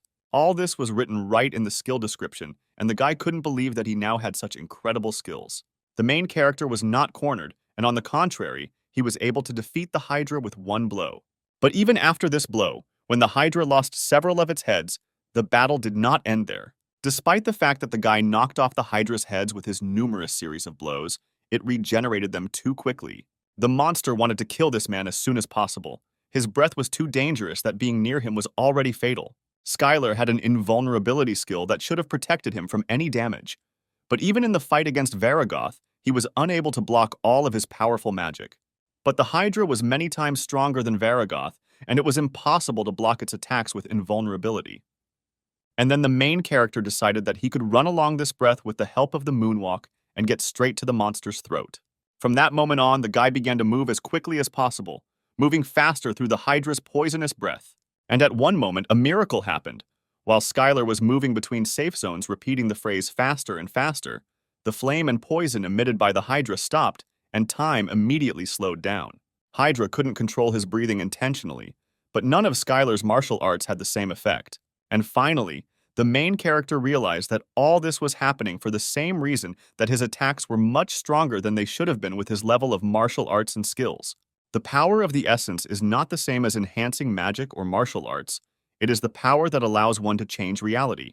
According to his imagination and desire, he received an insight on how to use the power of the essence because it was a power that could change reality. Now the guy is able to control it as he wishes. As a result of the insight, the skill of the essence's power has increased, and this power allowed constellations and creatures that have reached the peak of existence to rule in the abyss. The constellations use this power to transform the abyss and create a kingdom and bring gifts and blessings to their followers. As long as the constellations have enough essence power, they can do anything. The Hydra was furious. She couldn't believe how the guy dared to do this. The monster screamed that she would not forgive this and would definitely kill him. This being had a gigantic soul and a strong will. With the current power of the essence, Skylar could not shake or change her will. But did he need to do this? Because his goal was to change the power of the protagonist's essence, and not the Hydra. The power of Skylar's essence infused his materialized Kai and became a sharp blade capable of cutting through both the Hydra's massive body and the poison that could seal divine regeneration. And the guy with great speed like a razor blade began to rush through the body of the Hydra. She could not believe that this was possible. The main character remained calm and did not give in to his emotions, because this was also training. And thanks to this power, the Hydra's heads could not regenerate, and they immediately lost to this man. They used Plan B, which was to hide in a cave and wait until regeneration returned to them again. But with so many heads like the Hydra, it was hard to come to a consensus, and someone didn't want to return to the cave with such a body, because it was a great humiliation. Neither fire, nor poison, nor brute force ever had any effect on the monster, but without regeneration, the Hydra quickly died, and for it was a shame, because they lived for 10,000 years and never faced such humiliation. And at that moment, while the Hydra were arguing with each other, a sharp beam of light crashed into them straight from the sky. It was Skylar who bid farewell to the snake with a powerful fighting technique and admitted that she was indeed a strong opponent. After this battle, the main character greatly increased all the skills that were used during the battle, and the world began to resonate with him even more strongly. The main character inherited the Hydra's karma of divine regeneration, and now his invulnerable body is endlessly regenerating from this moment on. The guy noted that life was a strange thing, because being a martial arts master, He never thought that he would receive so many A skills. Now he only had to look at them. Even just one skill like that would make the boy an A-rank hunter, but that no longer mattered once he decided to step beyond being a hunter and step onto the path of the constellation. The guy asked the Stone family if everything was okay with them and how they felt. Everything was fine, and the Stone friend said that the guy had changed a lot. But this was to be expected, because after several thousand years, anyone can change just as much. The main character looked at the monster lying on the ground and asked his stone friend if he needed meat, bones, or scales, because he had to figure it out somehow. But the Hydra's body emitted a frightening poisonous aura, which required one to forget about it, because even touching the monster's body was dangerous. But this didn't stop the guy, and he quickly began to chop the snake into small pieces. There was so much meat that it was impossible to take it on the road, and he decided to eat the meat right before leaving. At that moment, the stone friend asked the protagonist to take one amulet as a gift. It was a token of gratitude for protecting his entire family from the Hydra. When the guy took the gift in his hand, he received a notification that in front of him was an artifact of the subspace necklace. Thanks to this necklace, the guy could place all the pieces of the Hydra directly into it. The bones of the Hydra could be used to create various items and weapons, and the Hydra's tough scales could be used to make armor if carefully crafted. The guy was delighted with such a generous gift because he could throw in a cauldron and even unenriched ore, and it was all very convenient. The main character said that during this time, he had accumulated a large amount of adamanta, and even the piece that his stone friend had given him remained. But the guy still did not know how to process this ore. Skylar already imagined that as soon as he learned how to melt this material, he would immediately make a frying pan and a cutting board. But the gifts from the stone friend did not end there, and he presented another stone. Ever since Skylar decided to become a constellation, he started seeing messages about other constellations. He could also see the amount of power that beings like Varagoth and the Hydra possessed. The reason he was able to use the subspace necklace was not because he had simply become smarter and more observant, but because he was a being capable of reaching the peak of existence. He could also hear the world talking to him. In his hands, he held unenriched orichalcum. It was a metal that emitted pure magical energy. And then the guy had a eureka moment, because he could make a knife and cutlery from orichalcum, and a frying pan and board from adamantine, and it was just the perfect plan. The stone friends thought that the guy probably had problems with his head, but they believed that he was a very kind and strong person. The guy held the necklace up and said that it couldn't hold things indefinitely just because it was a storage artifact. The main character decided that there was nothing he could do about it, and all he had to do was eat what was left. Skylar was a generous guy, and so he said that he would be happy to share the food with his friend. He had studied cooking for thousands of years while he was the owner of the Demon Pub, and his cooking skill was quite high. But even despite this, these ingredients were not so easy to handle. It was the meat of a powerful creature that had survived after refusing to become the avatar of the constellations, and in front of him was an ingredient that did not exist in the territory of the Lord of Blood in battles. Consuming abyssal monsters gave power proportional to the consumed creature, but if cooked incorrectly, the dish would be deadly poisonous. But Skylar still refused to back down from this idea. For the guy, preparing dishes from complex ingredients was a kind of training. The main character tried to calm his stone friend and suggested that he try the dishes and not be afraid of it. The guy made tartare because it can be hard on the stomach to digest, and he thought it would do him good. But Onyx was also a powerful creature. He managed to escape from the Hydra, but it was simply impossible to avoid the terrible poisonous meat prepared by the main character. After trying a few pieces of fresh tartare, the stone friend immediately screamed from the taste, and bright flashes of light began to come from his mouth and eyes. The stone friend quickly called the whole family and offered to try it, because it was incredibly delicious, and the guy was incredibly happy that his friend liked it. Skylar decided to share the secret of why there is no poison in the meat, all because the Chief of the Abyss took care of everything, and he could not poison his friend's family. And the guy immediately received a notification that the giant stone of snakes and his entire family decided to trust him and honor him. After this, a bright light began to form in his hands, and he, like a constellation, began to have followers. And at that moment, the power of the entity increased significantly, and the main character felt the energy coming from his snake friends. Skylar finally understood why the constellations wanted to increase their number of followers, because the real reason why the constellation was so interested in the Earth. It was a world with billions of potential followers, and any constellation that took over the land would gain the power of an entity capable of changing the entire abyss. The guy needed to quickly find a way to return to Earth before the future, and what the goddess predicted came true. Skylar sat on the ground and thought about his next steps. At one point, he raised his head and looked at his stone friend and was horrified. He couldn't understand what he had done wrong, why his body had grown so much. Had he fed it something wrong? He remembered that some foods should not be given to animals.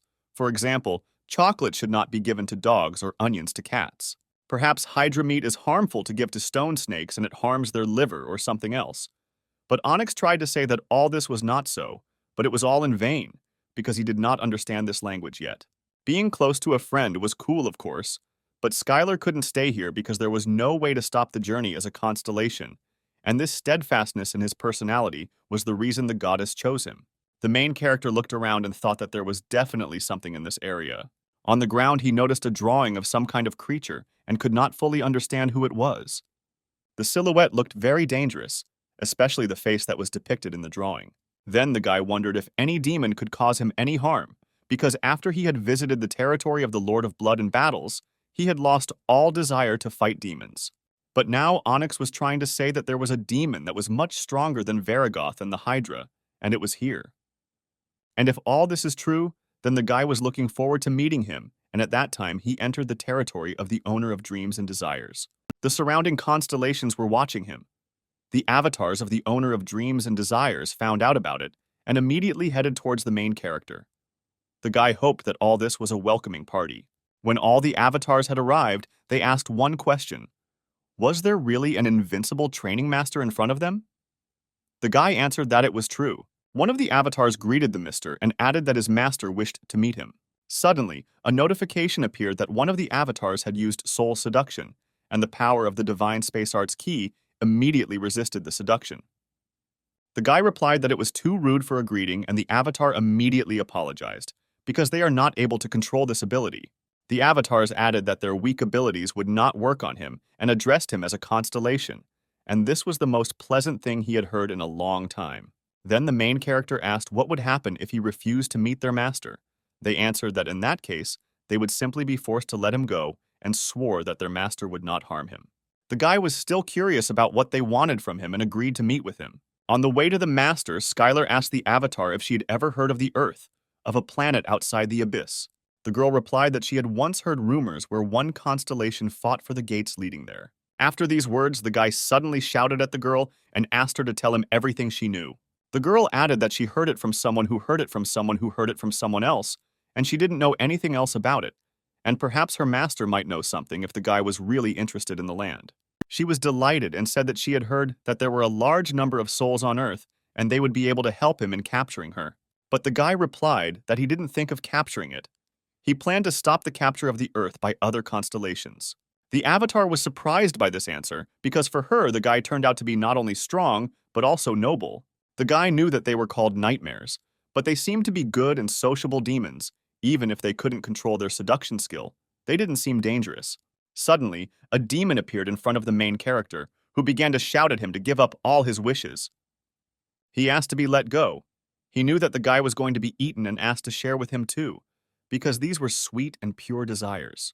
As the guy walked past this demon, he kept talking about his desire for endless training and strength, and that he couldn't let him go.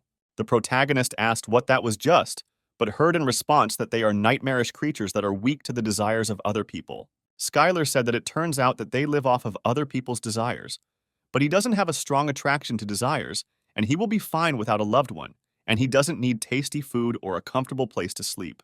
The demon could no longer stand this pure and unwavering desire to train. It was so tempting to her, and the taste was very sweet. The girl promised that she would keep all her desires under control, and the guy had nothing to fear. She asked him to trust her, because she is one of the most beloved avatars of the owner of dreams and desires. After some time, they reached the chamber of the master of dreams and desires, and they will finally see the master as soon as he enters inside. The guy asked if she would go with him, but the avatar was not a significant figure and could not take part in their conversation. The main character said that he was not a constellation, and since the girl told him everything here, he wanted her to go with him to the end. This touched the avatar greatly, because Skylar was the first person who treated her so well. When the main character followed her, he thought that perhaps it would be more dangerous than he expected, and that he would have to use this avatar as a human shield. He was sure that the constellation would never want to lose its own dear avatar. This meeting was on the territory of another country, and many things could have happened despite the fact that Skylar was invited, he did not let down his guard, because the title of Invincible Training Master is not given to just anyone. When they entered the hall, the main character was overcome with the feeling as if he had just woken up, and he was surprised that the avatar suddenly just fell asleep. And at that moment, a voice was heard that addressed the avatar and said that he must be having a good dream about how he devours the desire of the protagonist. The guy turned around and asked if he was the master of dreams and desires.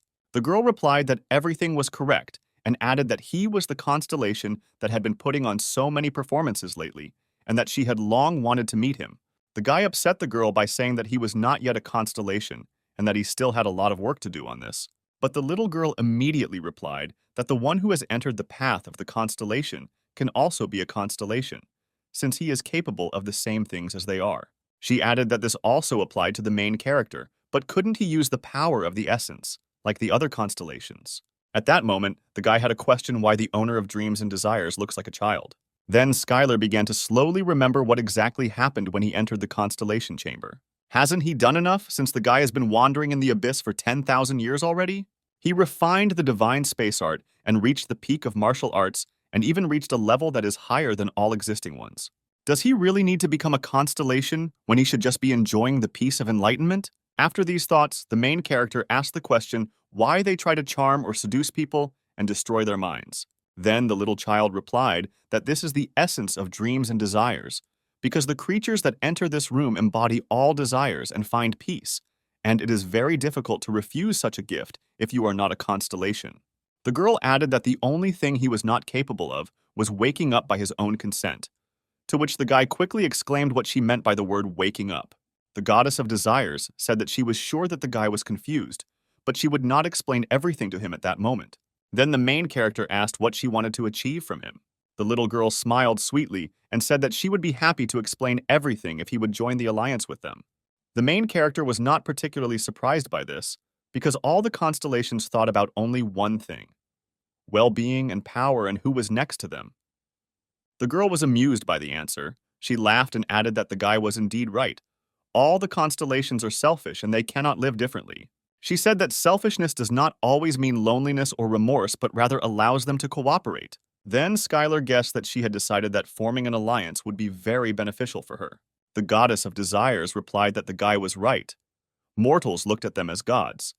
But it was not easy for them constellations either, because if a constellation showed even the slightest hint of weakness, a strong constellation would attack it without hesitation, and therefore an alliance was necessary for them. Some constellations are not satisfied with a future that consists of survival.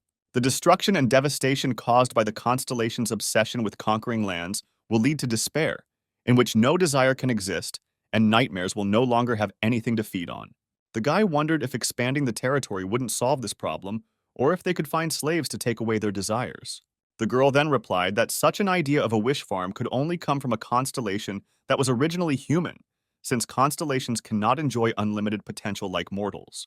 The girl turned to the boy, saying that just as he was now unable to feel remorse or complacency, she too could not freely control what was not related to her dreams and desires without the risk of losing the power of her essence and becoming weak.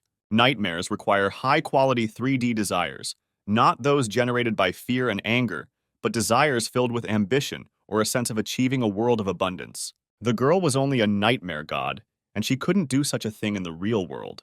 The guy couldn't believe that they couldn't live without others, and it looked pretty strange. Skylar came to the conclusion that the goddess wanted to create an alliance of weak, altruistic constellations. But he wondered if she didn't think she had revealed too many weaknesses to him, and what if he turned out to be bad and greedy? The girl replied that she had thought about it, but thought that it would be easier to come to an agreement with him than with the other constellations of the abyss. The main character found it very strange to be so trusting in this decrepit world.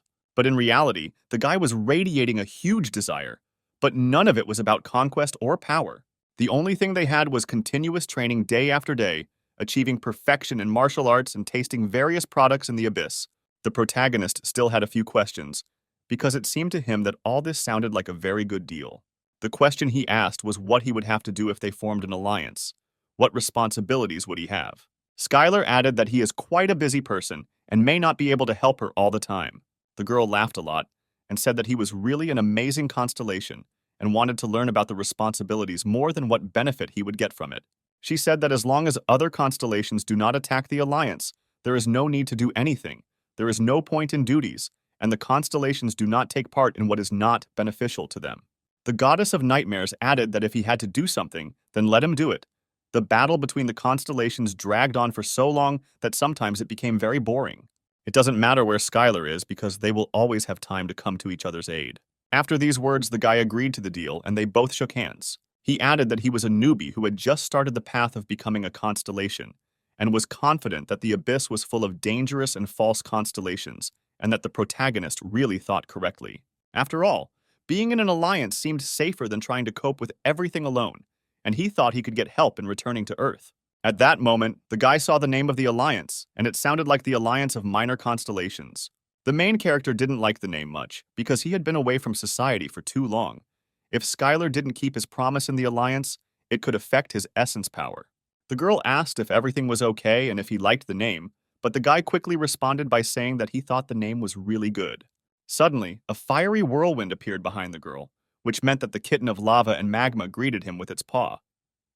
Kitten said that he would have treated him very well if he had become his avatar, but instead, he had made a foolish mistake by joining the Alliance of Minor Constellations. Then the boy remembered that they had talked earlier about the kitten being a member of the Minor Union of Constellations. Skylar didn't understand why the cat was talking to him telepathically when it was right in front of him.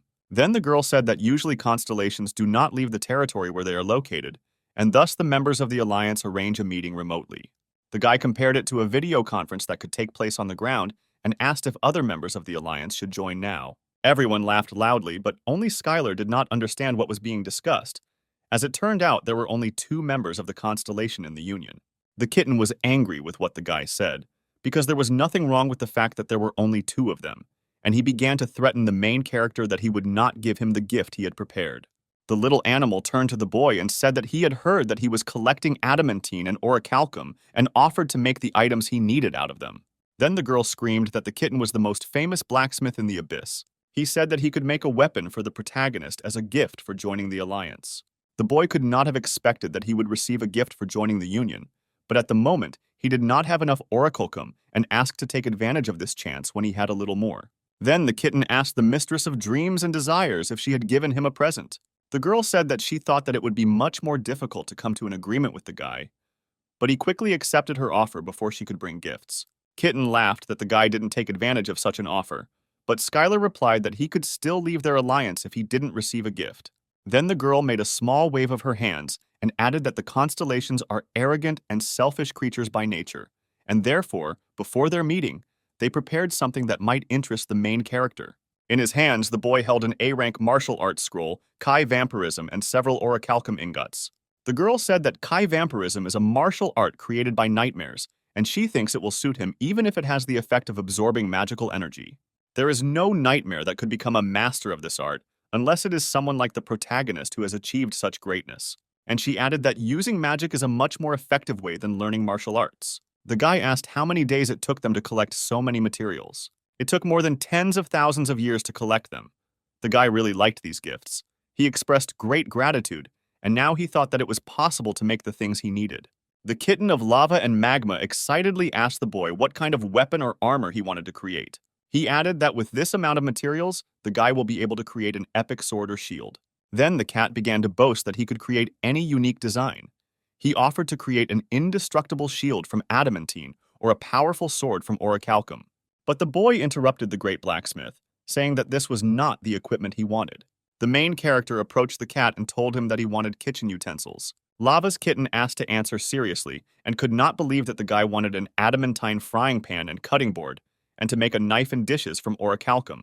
But the guy was dead serious, because from the moment he got the first adamantite nugget in the abyss, his dream still didn't change, and he wanted the best kitchen utensils with which he could cook any ingredient in the abyss. After the lava and magma kitten heard this, he simply pretended to be dead and did not want to answer anything. The guy didn't understand what was wrong because it felt like he was forcing him to do something terrible, but a promise is a promise, and the cat fulfilled his request with all his heart. Then the girl said that it was her time to answer his question and tell him what awakening was. Skylar found all this interesting because he was still an incomplete constellation and had only just begun to walk this path. When the boy defeated Varigoth and reached the level of master, he saw a message from the world, which said that his world resonance was becoming stronger, and the world was eager to hear his cry. And the demon at the last moment said that Skylar should become a constellation.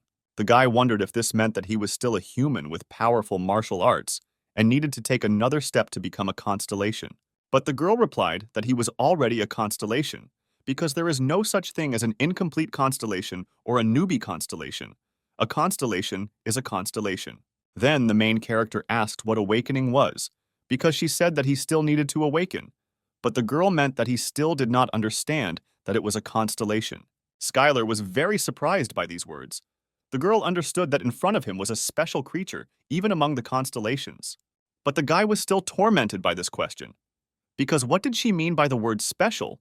Was it all because of his martial arts? And if so, then the problem was that he didn't know how to use magic. The girl tried to calm the boy down by saying that she didn't mean that, but that mortals very rarely become constellations.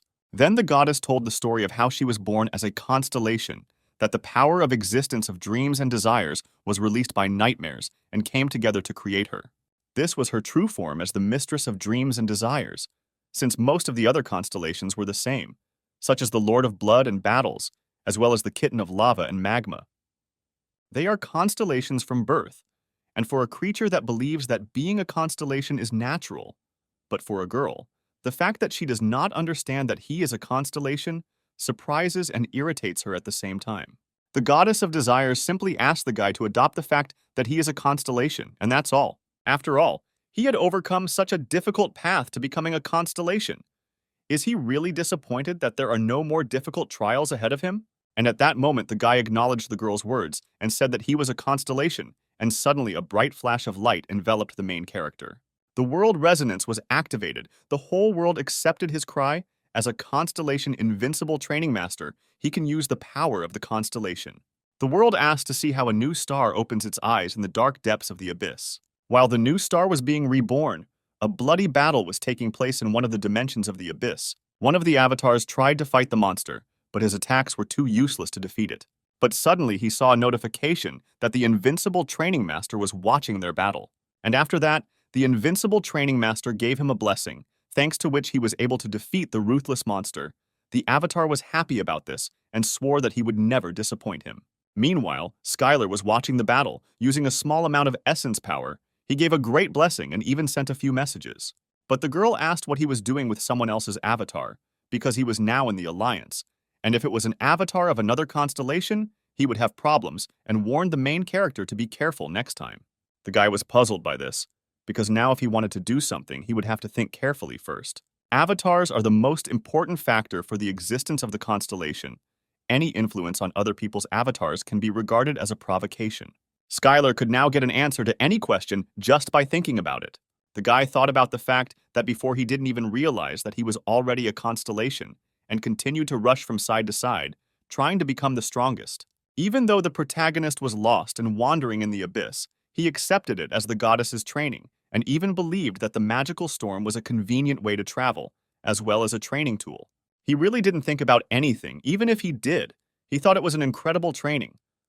But the little girl reminded him not to forget that the gaze of the constellation is distant and incredible. She added that if the guy had an avatar, he could try to concentrate on it. But the main character didn't have an avatar yet. Skylar became curious about where his friend was now, and decided to take a peek at him and made sure that he was okay now. The dream goddess said that he could also expand the range of vision using the power of essence, and it was also possible to accumulate more essence power than the limit allowed, so there was no need to conserve it. Based on this, constellations can use personal avatars to explore the abyss, the so-called scout avatars, or observe through the eyes of allied avatars, so that vision could be shared between the alliance. And since they were all in the same alliance, they could share eyes with each other. And the girl added that there are places that not everyone can see. These are places where nightmares are contained, and she can hide certain areas if she does not want them to be seen. The guy was very interested in what the goddess of nightmares was really hiding. She gave an example that in order to greet the guy, she sent him one of the best warriors, who had great self-control. Otherwise, it is difficult for nightmares to control their own desires. Then the guy remembered their first meeting and seemed to guess what she was talking about. The main character had no more questions, and he thanked the girl for all the explanations. The girl was glad to meet the constellation, sincerely expressing gratitude. The goddess also warned that since Skylar had only recently become a constellation, he should clash with others less, despite the fact that he fights well. In the fight between constellations, the one with more avatars and greater essence power has an advantage. The guy remembered that he had one last, most important question that he wanted to ask the goddess. Did she know anything about the Earth? The girl slowly began to remember, and it seems she once heard about it, that it is a planet that is outside the abyss. Many powerful constellations are waiting for the portal to open there because there are a large number of souls on Earth, which are very rare in the abyss. Skylar admitted that he only asked the question because he came here from Earth. He thought that everything was not so bad because thanks to the girl's explanation, he finally understood that the constellations that arrived on Earth were only looking at each other, but did not collide. This is because they would only become weaker if they fought, and some cunning constellation could simply take control of the souls and defeat the constellations that were fighting. And so instead of just fighting, they decided to increase the number of their followers. The goddess said that the guy was really lucky, because when the portal opened, there were relatively good constellations nearby. The girl added that evil and cruel constellations will not come to a common agreement, and will simply try to seize power by force, even when they have something to lose. But this is their nature. The little girl was sure that he was nervous about leaving his home planet as a constellation that came from nowhere.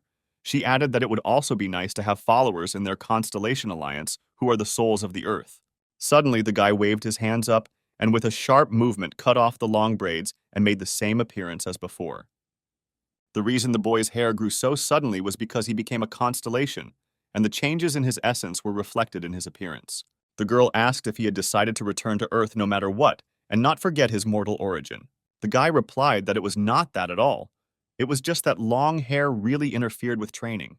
At the end of the meeting, the goddess decided to give him advice since he was planning to return to Earth. She said that if the portal to Earth was open, and the nearest constellations were watching him, she didn't think it would be a good idea to openly reveal that he was a constellation. After all, even the good constellations are hostile to him. Even if these are constellations capable of fighting for the land, they are much stronger than them, and no matter how good the constellation is, they will not close their eyes to the fact that they can lose the soul they owned. The goddess asked him to hide the fact that he was a constellation and not to use the power of the entity, because then the constellations would not take their eyes off him if they found out that he had returned back to Earth. She suggested mixing with the ordinary inhabitants of the Earth and then quietly and carefully acquiring followers. They will become souls that accept the essence of the main character, and so the constellations on Earth will discover the loss too late. The guy thought about it very seriously because he never thought about becoming an actor or a star. The girl objected, because isn't becoming a hero who destroys monsters enough? The guy replied that they are called hunters, and if you think about it, famous hunters also have fans just like he had an idol, whom he previously perceived as a fellow hunter. Skylar told that there is a constellation on Earth that knows about him. The goddess thought that perhaps it would be a good idea to join him with them. It would not hurt to increase the strength of their alliance. The girl became interested in who the guy was talking about and found out whether he could be trusted and how he found out about him. Then Skylar tried to tell the story of how he fell into the abyss after meeting the goddess of Libra as briefly as possible and as simply as possible. No matter how the guy tried to embellish this story, it didn't help, and the girl considered this story bad. The goddess of fear said that she had heard of this constellation.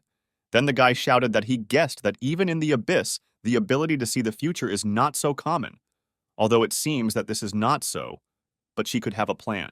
The girl replied that she had heard that she was a constellation that constantly made fun of her own actions by misunderstanding the prophecy. She added that predicting the future is very difficult, and what is the point of prophecies if you can't benefit from it?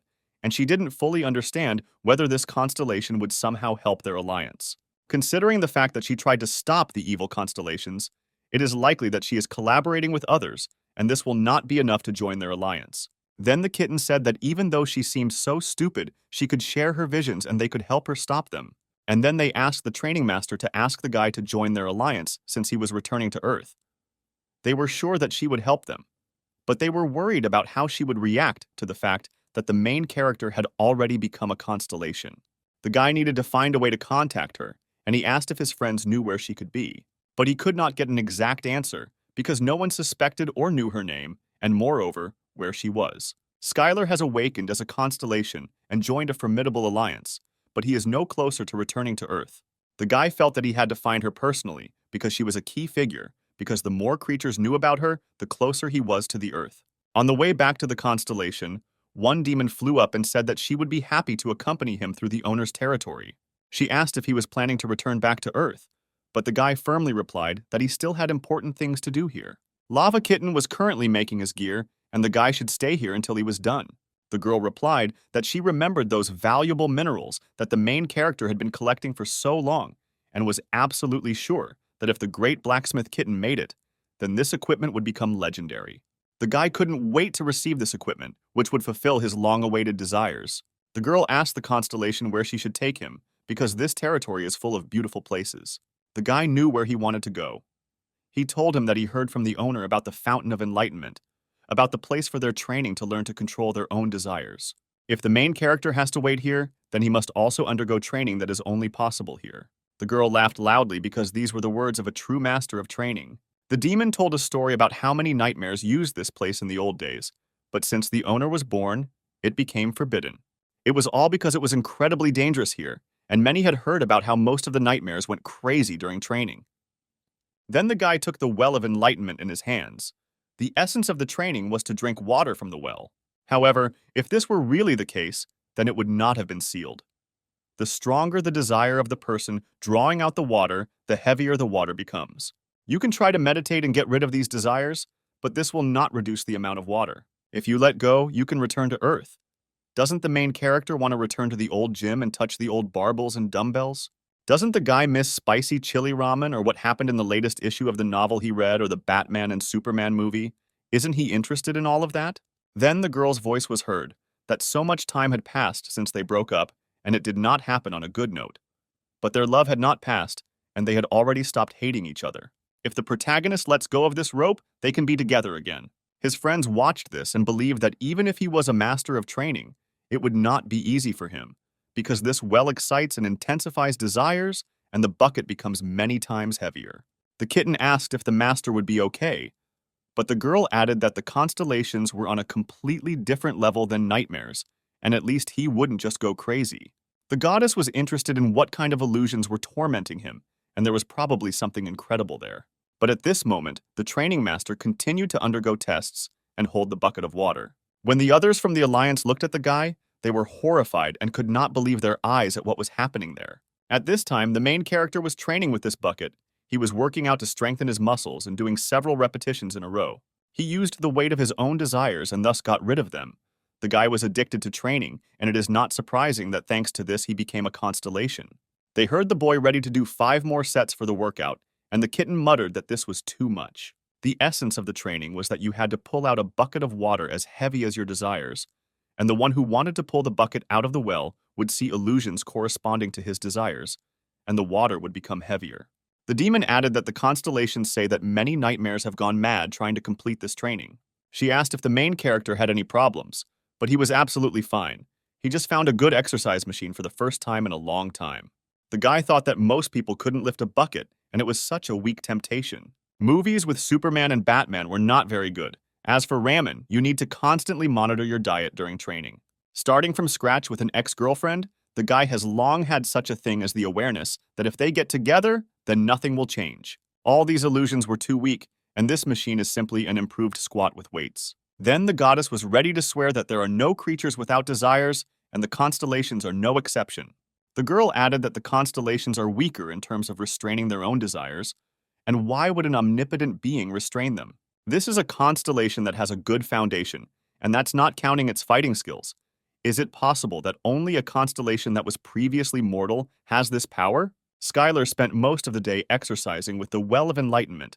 He could do light cardio if he cleared his heart, and strength training if he gave in to his desires. And the rest of the time he rested and worked on tactics, sparring with a new friend. The girl thought that it would be problematic for the main character to stay here for a long time, but apparently he had a good time here. Then, the goddess added that he was a person who had the potential to grow avatars and found his own kingdom, and the guy was very interested in these words. The girl replied that everything was correct, because first of all he was a master of training and could raise avatars. She thanked the guy for the productive training because thanks to it, her avatar became much stronger. At this time, the kitten of lava and magma lay without strength and screamed that he would not do anything like that again, and now he could take the items. The couple looked at the created objects and were pleasantly surprised. The girl believed that this was the end of his carefree training. The guy was holding an orichalcum knife created by the famous constellation blacksmith, thanks to which he could easily prepare any ingredient, and the sharp blade could also be used as a weapon. Then the main character decided to test the new tool and hit it straight into the ground. And from the impact, there was a powerful surge of energy that blinded everyone. The girl screamed for him to stop, because if he wasn't careful with it, he would destroy everything around. When it was time for the utensils made of adamantine, the girl and the cat were already ready for it.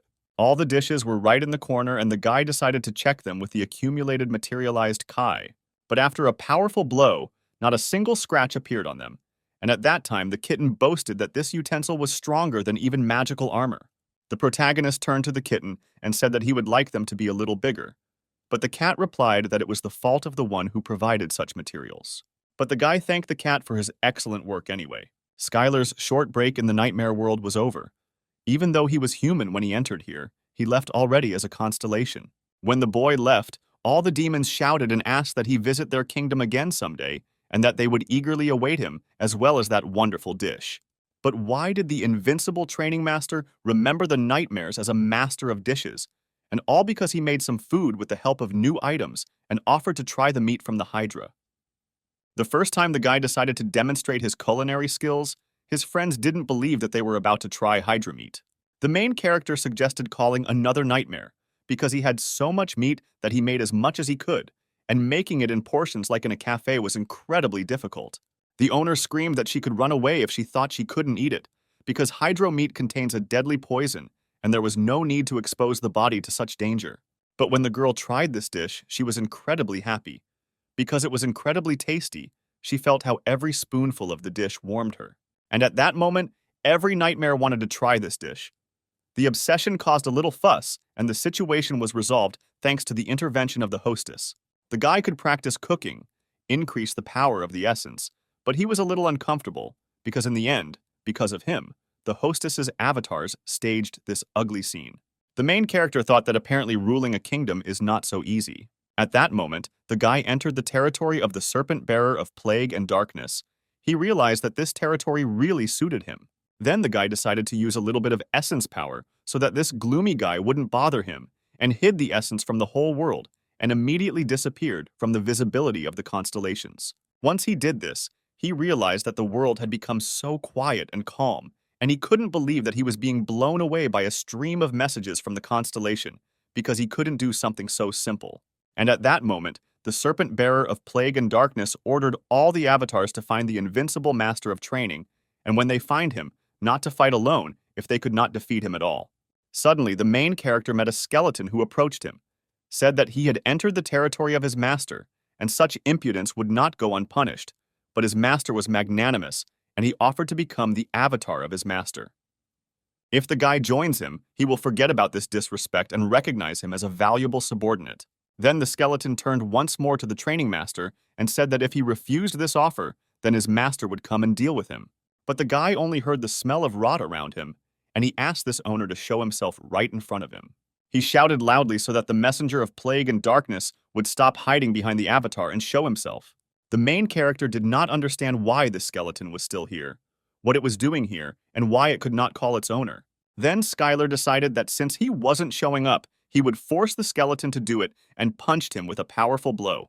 The guy continued to insist that the serpent-bearer of plague and darkness show himself to him and stop hiding behind a weak avatar.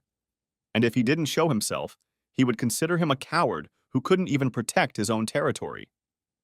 The owner and the cat were stunned that the main character decided to start a war between the constellations. They tried to stop him, saying that it was madness. Then the boy remembered that they could be watching him, and the mistress said that challenging a mid-ranking constellation to a fight was reckless. But Skylar did it because he had to get back to his roots. After all, even after he fell into the abyss, the guy was never a force to be reckoned with. Being a weak man, he always fought against hostility. From the point of view of the powerless, he did everything he could.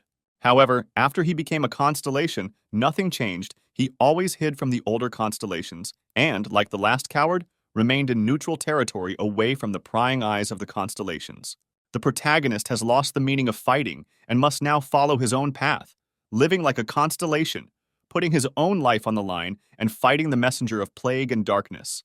The fact that his opponent was a constellation didn't change anything. Skylar's friends screamed loudly because the main character's opponent actually heard him and came to fight. The Ophiuchus of plague and darkness came to the protagonist at his request, and the kitten screamed that it was too late to run. A mid-rank constellation, the messenger of plague and darkness, came with an army of skeletons. He appeared before the avatars, and those doomed to die. The messenger of plague and darkness thought that his opponent was more insane than he expected. The messenger did not understand why a constellation much weaker than him challenged him. The constellation turned to the guy and said that if he was defeated, he would be completely destroyed, and even if he got involved in this battle, nothing would come of it. But if he lost, he would lose a lot. However, if the messenger of plague and darkness does not accept his challenge, then his status and reputation will greatly decline. The creature approached the protagonist and asked how he dared to challenge him. But Skylar, without further ado, despite being the first to challenge, did not let down his guard and immediately began the first battle with the constellation with a powerful blow. The guy understood that the difference in strength between them was too great and he had to end it quickly, using all his power. But if the fight dragged on, he would definitely lose. In one blow, he put all the power of the cosmic fist and added a little bit of essence power. This blow was truly powerful. No one could have expected such an outcome of the battle. Born as a constellation, he felt pain for the first time, as if his essence was being torn apart. Other constellations, including the messenger of plague and darkness, rarely fought personally because it was too dangerous. The messenger did not understand what kind of technique this was, why this magic was so crazy, and how it could even be called magic. Skylar kept throwing punches. His attacks were working, and he couldn't pass up this chance to win. The main character did not understand why the messenger pretended to be weak, perhaps in order to attack unexpectedly later. Everyone around watched the bright flash in the sky, because it was a battle of the constellations, although the glow looked more like the end of the world. No one understood how such a pitiful constellation could resist their inimitable master, the messenger of plague and darkness. Even though the guy had carried out a large number of successful attacks, he still smelled the rot and knew that things weren't going to be easy. But as soon as he got closer to the constellation, he heard it loudly start shouting that it surrendered. The skeleton began to repeat that he had lost this fight and was asking the main character to stop.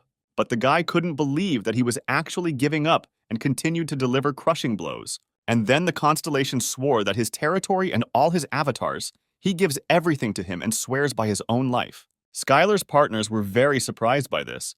They could not have expected such an outcome of the battles. The kitten joined the conversation and said that he was really giving up, because constellations cannot lie about swearing their own lives. But the main character did not understand what he meant and why the constellation would give up. Then the guy decided to end it and finish the fight. The messenger of plague and darkness swore his own life and submitted to him. Several skills were activated, and the protagonist's power increased incredibly, and he realized that from this moment on, he could continue to fight. After all, his martial arts work even on constellations. And at that moment, the guy began to see and feel rivers of pus and buildings of rotten tumors, a kingdom of plague and darkness.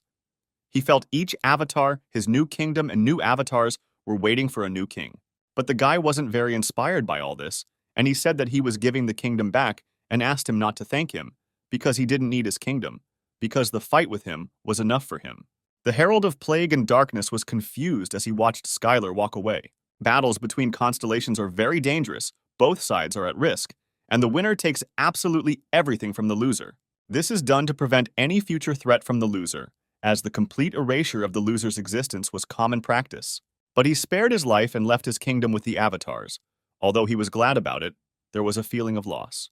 The kitten turned to Skylar and thought that leaving the kingdom and the avatars was a big mistake. But the main character didn't care, because he wouldn't be able to rule it anyway. Through training with the nightmare, he learned a new technique that allowed him to get so close to the enemy that they could not use magic and not give them a chance to use the power of the essence, and then defeat them. And at that moment, the guy realized how strong he was now, because he could fight with a constellation even much stronger than him. And the main character began to visit different territories, and the feeling of fear of the new enemy completely disappeared. One of them told the main character that he would not be defeated so easily as a rotten weakling, and asked the guy to prepare to face his entire kingdom. Right in front of him was a mid-level constellation, the one who turns back time. At that moment, the good giant fighter and martial arts master skill was activated, which was what Skylar had hoped for and vowed to defeat him with all his might. Hearing rumors of what happened to the Herald of Plague and Darkness, they prepared for all sorts of scenarios. In other words, Skylar now had to fight all the avatars of the kingdom. It took the guy 200 years before he stood before the constellation and won. Some constellations already knew Skylar well, and in a battle with them, warned that there would be too little sense and offered to find a compromise right away. But there was no talk of any deal, because the guy wanted only one thing: victory over the Avatar. And after 150 years of battles, Skylar emerged victorious. Many mid-level constellations said that the invincible training master was sinful, but the guy didn't want to hear it and immediately went on the attack. In this battle, the Unshakable Alliance destroyed him thanks to the power of the lava kitten and magma that complemented him. Skylar defeated him in 6 hours. The joyful goddess and the cat were relaxing carefree and did not envy the battle constellations and other high-level constellations. The girl was sorry that she still hadn't found a way to return to Earth, but it seemed the guy was in no hurry to do so. He hadn't been on his own territory for a long time and continued to improve in the field of cooking. Cooking in the Abyss had turned from a mid-level skill into a high-level skill, and his essence power had increased incredibly. The boy thought that if he met a constellation, he would fight it, but if he met a monster, he would immediately eat it. The guy was sitting alone and thinking about when he would be able to return to Earth, and suddenly a portal opened in front of him. It was a gate that accidentally appeared in the Abyss. For Skylar, it became a way to meet a new opponent, but who knows? Maybe these gates led straight to the ground. It's like any lottery. If you don't try, you won't know. When the guy entered the portal, he immediately found himself among massive mountains and green forests. The main character could not believe that he actually won this lottery and ended up on Earth. Skylar thought that this was all true, and he decided to find people first and noticed a village in the distance. It didn't look like some big city. But when the main character came to this village, he was surprised, because goblins stood in front of him. Then he thought whether it was possible that during his absence, people disappeared and goblins appeared. Then the kitten said that although it looked like Earth, it was not it. He was on the planet of goblins. This planet was called Ephesus, or otherwise Goblin Paradise. Even though the guy saw goblins in the dungeons from time to time, he thought they were just monsters. But contrary to his expectations, they were able to create a real village. Although the Goblin Kingdom looked like Earth, it was much closer to the Abyss, which meant that portals appeared here much more often. The Ephesian goblins had been fighting the monsters from the Abyss for much longer than the humans, and so the system for fighting monsters was much better than that of humans. But this system only worked when they encountered normal monsters. And suddenly, their world came to an end, because before them stood a wolf devouring planets. The appearance of this monster was commensurate with the power of the constellation, and the dwarves immediately screamed that the end had come for them and Ephesus would be destroyed. But the goblins were brave and tried, despite the fact that it was dangerous to get closer to the enemy, because their king was the strongest magician of the hilt.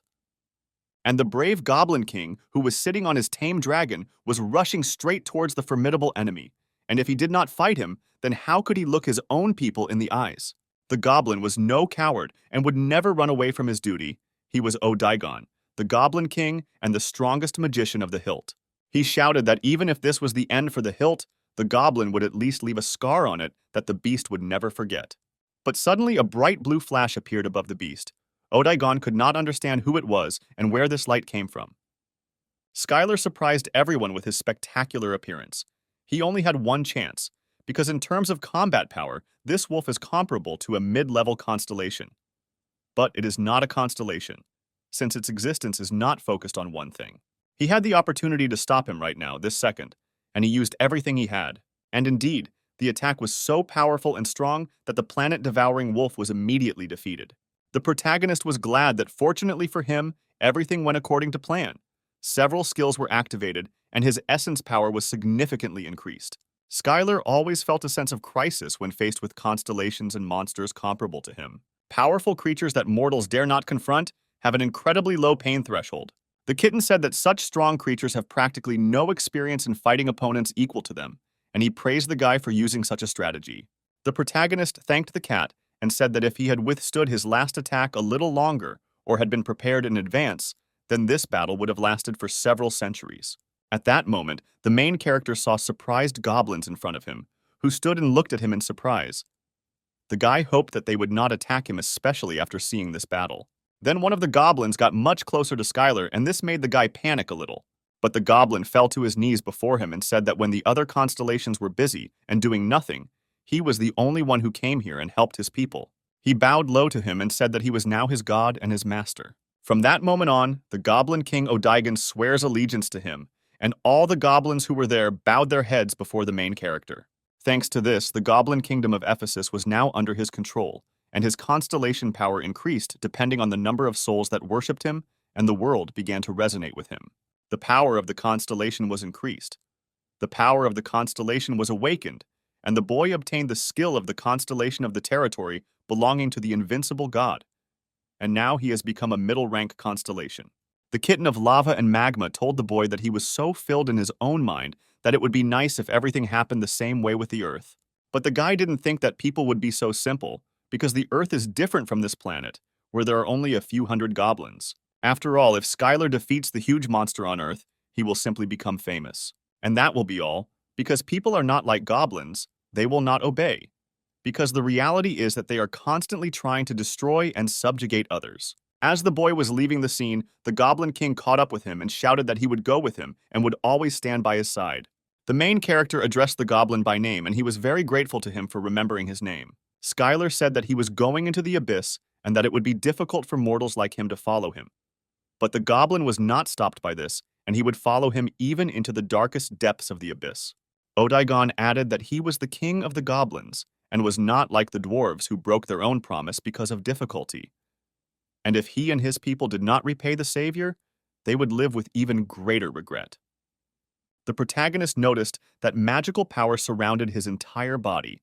Even compared to earthly hunters, he was a powerful force to be reckoned with.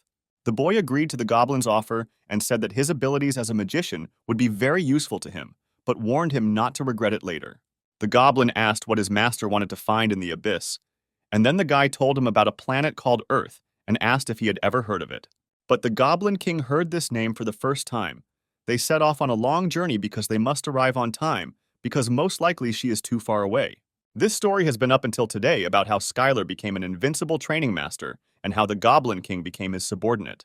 The goblin and the boy looked at the meat and thought about what to do with the large pieces of animals. But there was no more room in the spatial necklace, and then the goblin suggested using spatial magic. At the moment when Skylar was unloading huge pieces of meat, the dwarf turned to the owner, saying that a strong magical storm was starting nearby, and they should find shelter. The guy looked at the storm and said that he had been waiting for it for a long time in order to move a long distance. The protagonist added that he had spent too much time fighting 3 monsters at once, and now had to use the storm to move faster, a thought the goblin didn't really like. They were standing right in front of a magical storm, and the goblin was ready to do anything for his master, and would go where his master would go, even if he died. Odaigan looked at the continent-sized piece of land that was destroyed in an instant. Although a magical storm was not that rare in the abyss, but this particular one was very strong. The goblin asked the guy if he had ever traveled using a magical storm, and the protagonist replied that if done correctly, it was a very fast and good way to travel in the abyss, and also very convenient. Odaigan said that even the constellations avoid it, but he will follow it to the ends of the earth. But suddenly, the magical storm began to disappear. The magical power began to concentrate and transform. Since the size of this magical storm was too big, it would produce a lot of byproducts and disappear. But the guy didn't understand what kind of byproducts the goblin was talking about. Odaigan then revealed that many of the places in the abyss were actually byproducts of a magical storm, and that this magical storm would leave the dungeon. A dungeon is a part of the abyss that has special rules, and some dungeons are connected to other places. The monsters of the abyss appear exactly there, and if you don't deal with them, they will simply wipe everything off the face of the earth. One such appeared in Nevada, USA, in the Mojave Desert. This dungeon is called the Mirror Illusion of Chaos, and had an entry limit of about 10 people. There were 2 weeks and 11 hours left before the new monsters would come out, and people had no information about which monsters would appear again.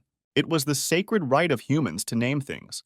But since when did they have a dungeon with monsters and constellations? According to the Federal Dungeon Analysis Department, this dungeon was ranked C. Fortunately, this dungeon rank was quite popular. If this dungeon rank is popular, then B rank hunters will appear and the danger will be significantly reduced, and the rewards here were quite large. It was at this moment that a team of hunters named Gangster received permission to enter the portal and were already on their way. The team of hunters named Gangster was recently created by the son of the founder of the Parker Foundation. It was the most controversial team. Since the magic and monsters of the abyss entered the Earth, people's lives have changed greatly. The core of monsters with magical power has become the most environmentally friendly way to obtain energy on Earth. And thanks to the connection of the Earth with the abyss, humanity has received a new environmentally friendly way to obtain energy. In addition, other parts of the monsters were also very useful, and thanks to all this, the level of biology and other sciences rose greatly. With these many opportunities, the Parker Foundation quickly began to develop, and a pharmaceutical company specializing in artifacts from major players in the abyss industry, all of which were owned by the Parker Company. And the leader of the gangsters was Richard Parker. He was a B-rank hunter and was also the youngest son of the second chairman of the Parker Foundation. When his team arrived, they immediately began an attack on the dungeon called the Mirror Illusion of Chaos. The young men began to check the list of participants and said that they saw that there were 8 people on his team, but only 10 could enter this dungeon. One of the participants on the list had an E+ rank, which meant he was only a newbie. But the guy was too confident of victory and said that he had 7 C-rank hunters, and with such a B-rank hunter, it shouldn't be a problem. No one was against it, and they continued on their way. E-rank hunters can only use 1 or 2 circles of magic at most. They won't even be able to cause any damage to monsters from the C-rank dungeon. The dungeon with this rank contained large rewards, and if one was lucky, one could obtain items worth tens of millions of dollars. Usually, these rewards were not given to E-rank hunters who did not make a significant contribution to the battle. After the final roll call, permission was given to enter the Mirror Illusion of Chaos, and the team was warned to make their final preparations. One of the newbies had high hopes for the leader, but the leader asked him not to worry and just do the job he was hired to do. The guys thought that he must be a porter for the leader, and he just hired him for money. The newbie won't get a reward until they return from the dungeon. And the whole squad, one after another, began to pass through this portal. At the moment when the squad had fully entered, the status of the dungeon changed to the fact that there were currently battles taking place there, and the countdown was temporarily suspended. When everyone entered, suddenly there was a loud explosion, and a powerful stream of energy came from underground. All the workers and soldiers were shocked by this phenomenon. One of the workers shouted that most likely monsters would crawl out now, and it would be the end for them all. But as it turned out, it was just that the dungeon had grown in size. And then the scientists assumed that there must have been an error in assessing the dungeon's rank, and it was not a C-rank dungeon, but an A-rank dungeon. The workers wondered what would happen to the gangster team now, because they were now in complete danger, but it was too late to do anything, and they did not have time to do anything. When the team went inside, they found that they were in a ruin-type dungeon and were very happy, since last time they were in a swamp-type dungeon. At this point, the man ordered that a report be sent to the dungeon control team, and added that after someone sent the report, they should call the Parker Foundation and report it just in case. But they understood that even if they followed the instructions and informed everyone, the chance of saving them would be minimal. At this time, in the dungeon, a newcomer pointed out to his leader that he noticed some creatures in the distance. It was a huge horde of monsters that were running towards the squad. The first day of the raid of the group of hunters in the dungeon was very suspicious, because it was very good, much better than the dark and slimy underground tunnel. This location resembled a temple that had been destroyed. Then one of the soldiers suggested finding the exit first, while the others would try to find the boss. The team captain warned his soldiers to be sure to look between the ruins, as monsters could jump out from around the corner, and allowed them to use enhancement magic to scout out the area. One of the soldiers reminded the captain that there were 2 exits from the dungeon, the first connected to the outside world, and the second to kill the boss guarding the center of the dungeon. And in C-rank dungeons, instead of looking for an exit, it's better to find the boss right away. When one of the soldiers was looking for a way out, he unexpectedly found a monster that was located not far from the squad. The squad captain ordered them to line up and not to get nervous, because their movements would be very easy to predict. But in front of them were F-rank monsters that weren't worth a dime. The monsters surrounded them from different sides, and one of the soldiers shouted that the magic of the second circle would be quite enough for them. The flaming arrows attacked the monsters, but they continued to advance and advance. The fighters were confident that they could handle them because they were ordinary ghouls and could be stopped with just a couple of area of effect spells. After several shots towards the monsters, the fighters' mana was depleted, but the monsters continued to advance towards them. One of the fighters turned to the captain and said that if this continued, they would not last long, and at most they would be able to throw a couple more flaming arrows and that would be the end of it. But the guy told me not to worry because he would take care of it himself. C-rank dungeons can only be cleared if there is at least one C-rank or higher hunter in the party. With Richard Parker, a B-rank hunter, it was a piece of cake. However, the gang members realized that something was wrong, and this time it would not be easy. In the same location, a bright flash of light appeared, and at that very second, Skylar appeared along with his new friend Odaigon. After such teleportation, the goblin suddenly felt sick, and he apologized to his owner and immediately cast a spell against nausea. The Goblin King was greatly surprised that after going through all this and moving through time and space, the main character remained calm, as expected from his master. As soon as they landed, the guy smelled something rotten and assumed that there were ghouls nearby and ordered his partner to check if this was true. The goblin shouted that magic is a really convenient thing, and if the main character needs to learn it, he will gladly help him with it. The guy asked Odaigon to check the area he had just flown over, and thanks to the fact that the constellations can see through the eyes of their own avatars, he could see what his partner saw. The guy asked to check one of the places, especially check in the shadow of the building right in front of the goblin and examine everything carefully. As he got closer, the goblin noticed the dungeon food rations for C-rank hunters, but warned the owner that there were some symbols there and that it all looked very unusual. The goblin added that if you look closely, you can tell that it was used to wrap a special magical weapon, most likely made by the same tribe that built this temple. Suddenly, Odaigon shouted out that the master was seeing this, because he was circling right above a huge horde of ghouls. There were several thousand of them. The Goblin King suggested using the 7th Circle's area of effect spell to wipe out the pathetic ghouls in one fell swoop, turning them into ashes, so they could take care of the boss who was hiding somewhere. But the guy asked the goblin to calm down, because if there were ghouls crowding there, doesn't that mean that they surrounded someone or something? And Skylar immediately rushed to help, to save those who were trapped. The protagonist thought that if his intuition was correct, then those inside would probably lead them to the ground. When the main character discovered the monsters, he deprived them of their heads with powerful blows per second. He added something that they found in the square, it was earthly food, and asked Odaigon to transform into something with the help of magic.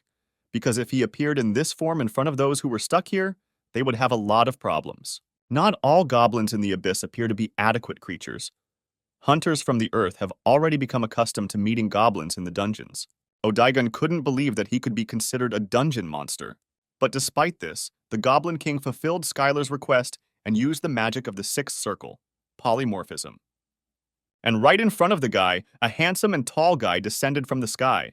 The guy could believe in such a power of transformation. Odaigon didn't want to brag, but he added that among the goblins he was known for his incredible beauty. The guy said that now he looks like a perfect person, but his outfit was like a wizard's. The main character was surprised because the monsters simply surrounded the hunters and did nothing to him. It was interesting what kind of boss was in this location, and maybe he was hiding somewhere nearby. But the goblin reasoned that perhaps this was not so, and if he had intelligence, he would not have simply surrounded them. Perhaps constantly sending ghouls was all that the boss of this location could do. There was a possibility that these ghouls were not controlled by a truly powerful black magician, but by a monster called Tarun. In the abyss, they are known as the Ghoul Kings. He looked like a monster made up of thousands of ghouls. Those who see only ghouls and try to find the one who controls them risk suffering from a surprise attack.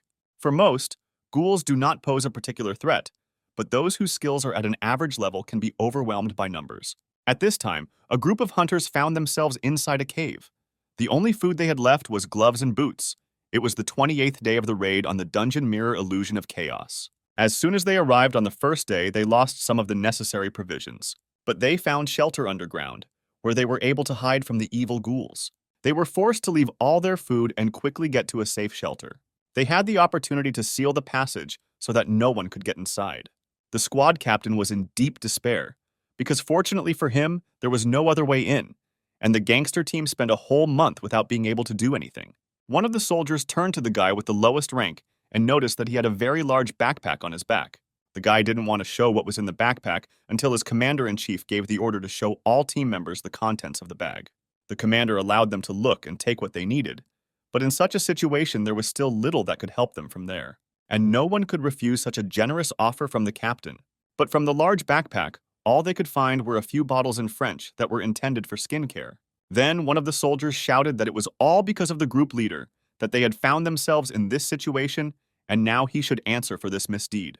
The second most senior gentleman refused to give any comments and said that they should do whatever they wanted to him, since he would not take anyone's side.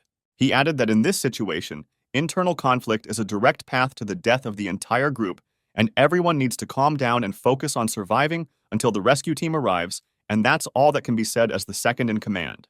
But one of the soldiers reminded that there could be no rescue squad, because only 10 people could enter this portal. And all because their leader took a useless porter, the rescue team can only consist of one person, but even one person can't defeat all these ghouls. Suddenly, a rebellion occurred in the squad. The soldiers wanted to throw out the ghoul leader and force him to clear the way for liberation, and at the same time look at the actions of the B-rank soldier. But the commander replied that they were simply sucking up to those who had money and power, and they would never be able to force him to do what they wanted. But it seemed like he had no choice, since there were 6 C-class hunters against him. Suddenly, their boss started to use a high-speed ice bullet. It was a spell of the 5th circle that would attack the enemy with ice bullets at a certain distance. At this point, the guy was determined and offered to fight if they wanted, and he would kill the first 3 who attacked him right away. The guy asked his colleague why he hadn't said anything yet, since they had said so much and thought so much about him. But the man replied that they wouldn't even listen to him if he said anything. He added that he still considered him a decent person, and it seemed that after this he would be able to change. But the commander asked not to praise him, because until the very last moment, he did not understand what was happening here. He had no hope, and he thought that he would die here anyway along with these bastards. And after all, they had already held out here for almost a whole month. Even if a rescue team arrives right after he surrenders, won't he regret it? The guy added that if someone really comes for them, he will give them all the wealth he has. And at that moment, the commander's words were interrupted by a powerful explosion. Skylar came to their aid, who was ready to help them. When he went inside, he immediately asked if there was anyone from Earth among them. When Skylar entered, he saw 2 men standing in front of him and asked them if they came from Earth. The commander did not know how to react and responded and looked at the guy in surprise. The team that was behind was delighted, because they thought that there was a rescue team in front of them. After a few seconds, everyone began to rejoice and be happy, because after a month, they were finally rescued. But the second commander said that they were idiots and that they should better prepare for battle. The soldiers were outraged by this and thought that their commander had gone crazy. But he added that the soldiers should not dare to discuss the orders of their superiors. If he told them to jump, they would jump. If he told them to fight, they would fight. He pointed his finger and asked if there was a 1-person limit to entering the dungeon. Then how could 2 people be here? The main character looked thoughtful and asked if there was a limit per person and apologized for this misunderstanding. He said that he got to this place not through the entrance to the dungeon, but the frightened people asked if not through him, then how? And the guy said that they got here through the abyss. After the portals opened, accidents often occurred when many were pulled into them or into the dungeon, where they disappeared. Most people did not return, but there were lucky ones who did. But the squad didn't want to believe it at all. For them, they could be either monsters or illusions. It was hard to believe that they were really from the abyss. Then the guy replied that it didn't matter whether they believed him or not. But did they have a choice left here? One of the commanders thought about this situation. 2 energetic individuals of unknown strength level who could have come to this place from the abyss and exhausted conflict-torn hunters who had been starving for a long time, otherwise ordinary hunters below rank B. And he agreed, because even if they don't believe, in such a situation they have no other choice. The main character addressed everyone and asked them not to be too suspicious of the saviors, because in any case, all the people of the earth in this was true. After Skylar was convinced that the people came from the ground, his body became covered in goosebumps, and he suddenly began to tremble a little. The commander noticed this reaction and thought how many emotions this guy had. Apparently, he really was lost in the abyss. Then one of the guys shouted what to do with these ghouls now. But the main character calmed them down by saying that they were all dead and the way was clear for them. Skylar remembered the plan for returning to Earth, which he shared with his allies, so as not to attract the attention of the earthly constellations and quietly expand the number of his own supporters. And instead of attracting excessive attention, he was going to carefully scout out the current situation on Earth. The team asked who the second guy was standing next to the main character, whether he was also missing, but the guy replied that he had an even more tragic story than him and that he had lost his memory. Odaigon didn't like this very much, because at such a young age it was difficult to lose memory, and he didn't want these nobodies to feel sorry for him. One of the commanders said that even if he was a mage, they wouldn't be able to defeat all the ghouls on their own. Even if 2 people were incredibly strong, it was still impossible. But the guy added that he uses martial arts, and at that moment a deathly silence fell, and the eyes of all the soldiers looked only at the main character. The team began to whisper among themselves various questions, such as how he could use martial arts, since this was the first time they saw it, and how long ago he fell into the abyss. Skylar decided to ask why they were staring at him like that, but it turned out that they hadn't seen the martial arts master in a very long time. The main character said that when he got into the abyss, martial arts masters were not held in high esteem at all. But he asked what year it was and heard in response that it was 2039, and by earthly standards 30 years had passed since the guy had been in the abyss. The soldiers began to remember what the longest record for being in the abyss was, and remembered that one man had stayed there for 28 years, but now he is in a mental hospital. Then Skylar said that now talking about martial arts and dungeons is not so important. He asked Odaigon to give him a little fire, and he replied that he would do everything as the master said. And Skylar immediately reminded him that he had told him not to call him Sir, but only by his first name. The guy immediately began to chop up one of the large stones, which was located right at his feet. The group of soldiers saw something like this for the first time. They watched in amazement as the guy skillfully juggled with the stone and thought it was incredible. The main character was surprised by this. If this was the first time they had done this, then apparently they really didn't have martial arts masters, and he gave everyone a plate. The guy carefully laid out several pieces on a plate, but the soldiers were confused because they didn't know whose meat it was. Skylar said that in one TV show, Survive at Any Cost, he saw that a person can eat almost anything, and he recommended others to watch the show because it can be useful in life. He placed the delicious steak on a stone plate and added that it was thanks to this transmission that he survived in the abyss. The main character began to fry the meat in a frying pan and reassured the boys that everyone would get food, because there was enough meat for everyone, so let them be patient for a little while. A few moments later, each piece of delicious meat was on a plate, and the guy offered everyone to try it. At first, people doubted whether they should eat this meat that the one who returned from the abyss gave them, but the enchanting aroma of the meat quickly convinced them. For those who had been on the brink of starvation for a month, this was a real feast. The guy was very surprised that they were very quiet, and perhaps they realized that Skylar gave them low-grade meat.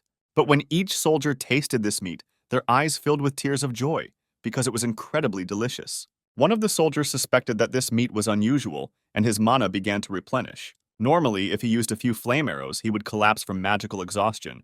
But now he felt like he could use a whole dozen of these spells. The soldier was grateful to the boy for giving them the special meat and thought he was a very generous man. But the silence made Skylar disappointedly decide that they looked so hungry that they would eat anything, and next time it would be better to throw away the low-grade meat. The dungeon was designed in such a way that the ghouls were not only ordinary monsters, but also a crowd that formed the boss. And if they took them all out, they would clear the dungeon. So in order to get out, they had to finish off the rest. The guy was asked how he knew all this, but he replied that it was all because he had seen all sorts of things in the abyss. The situation became tense among the soldiers, and the lead captain separated from the detachment. Skylar suggested that while they were locked up, they had an internal conflict and apparently tried to kill each other. Odaigon added that internal conflict during a crisis situation was unimaginable for the goblins of the hilt, and considered the humans to be pathetic. Then the guy reminded him that he was also a human, and asked the goblin if he really didn't know about it, and he replied in horror that he didn't want to offend him and asked for forgiveness. One of the squads of hunters who rebelled against the commander said that Odaigon was a very beautiful name. Apparently, they found another leader to take charge and said that they would take care of the remaining ghouls. A group of people tried to suck up to the man who could take them to dungeons and higher-level rewards and were very sympathetic to him because he had lost his memory. And if he didn't mind, they swore that they would be useful to him. But Odaigon quickly suspected their cunning plan and decided that he would let them do what they wanted, because the master asked him to talk to them carefully. Skylar asked what they were doing, and one of the commanders replied that it was hard to find a strong hunter who could lead others into a high-ranking dungeon.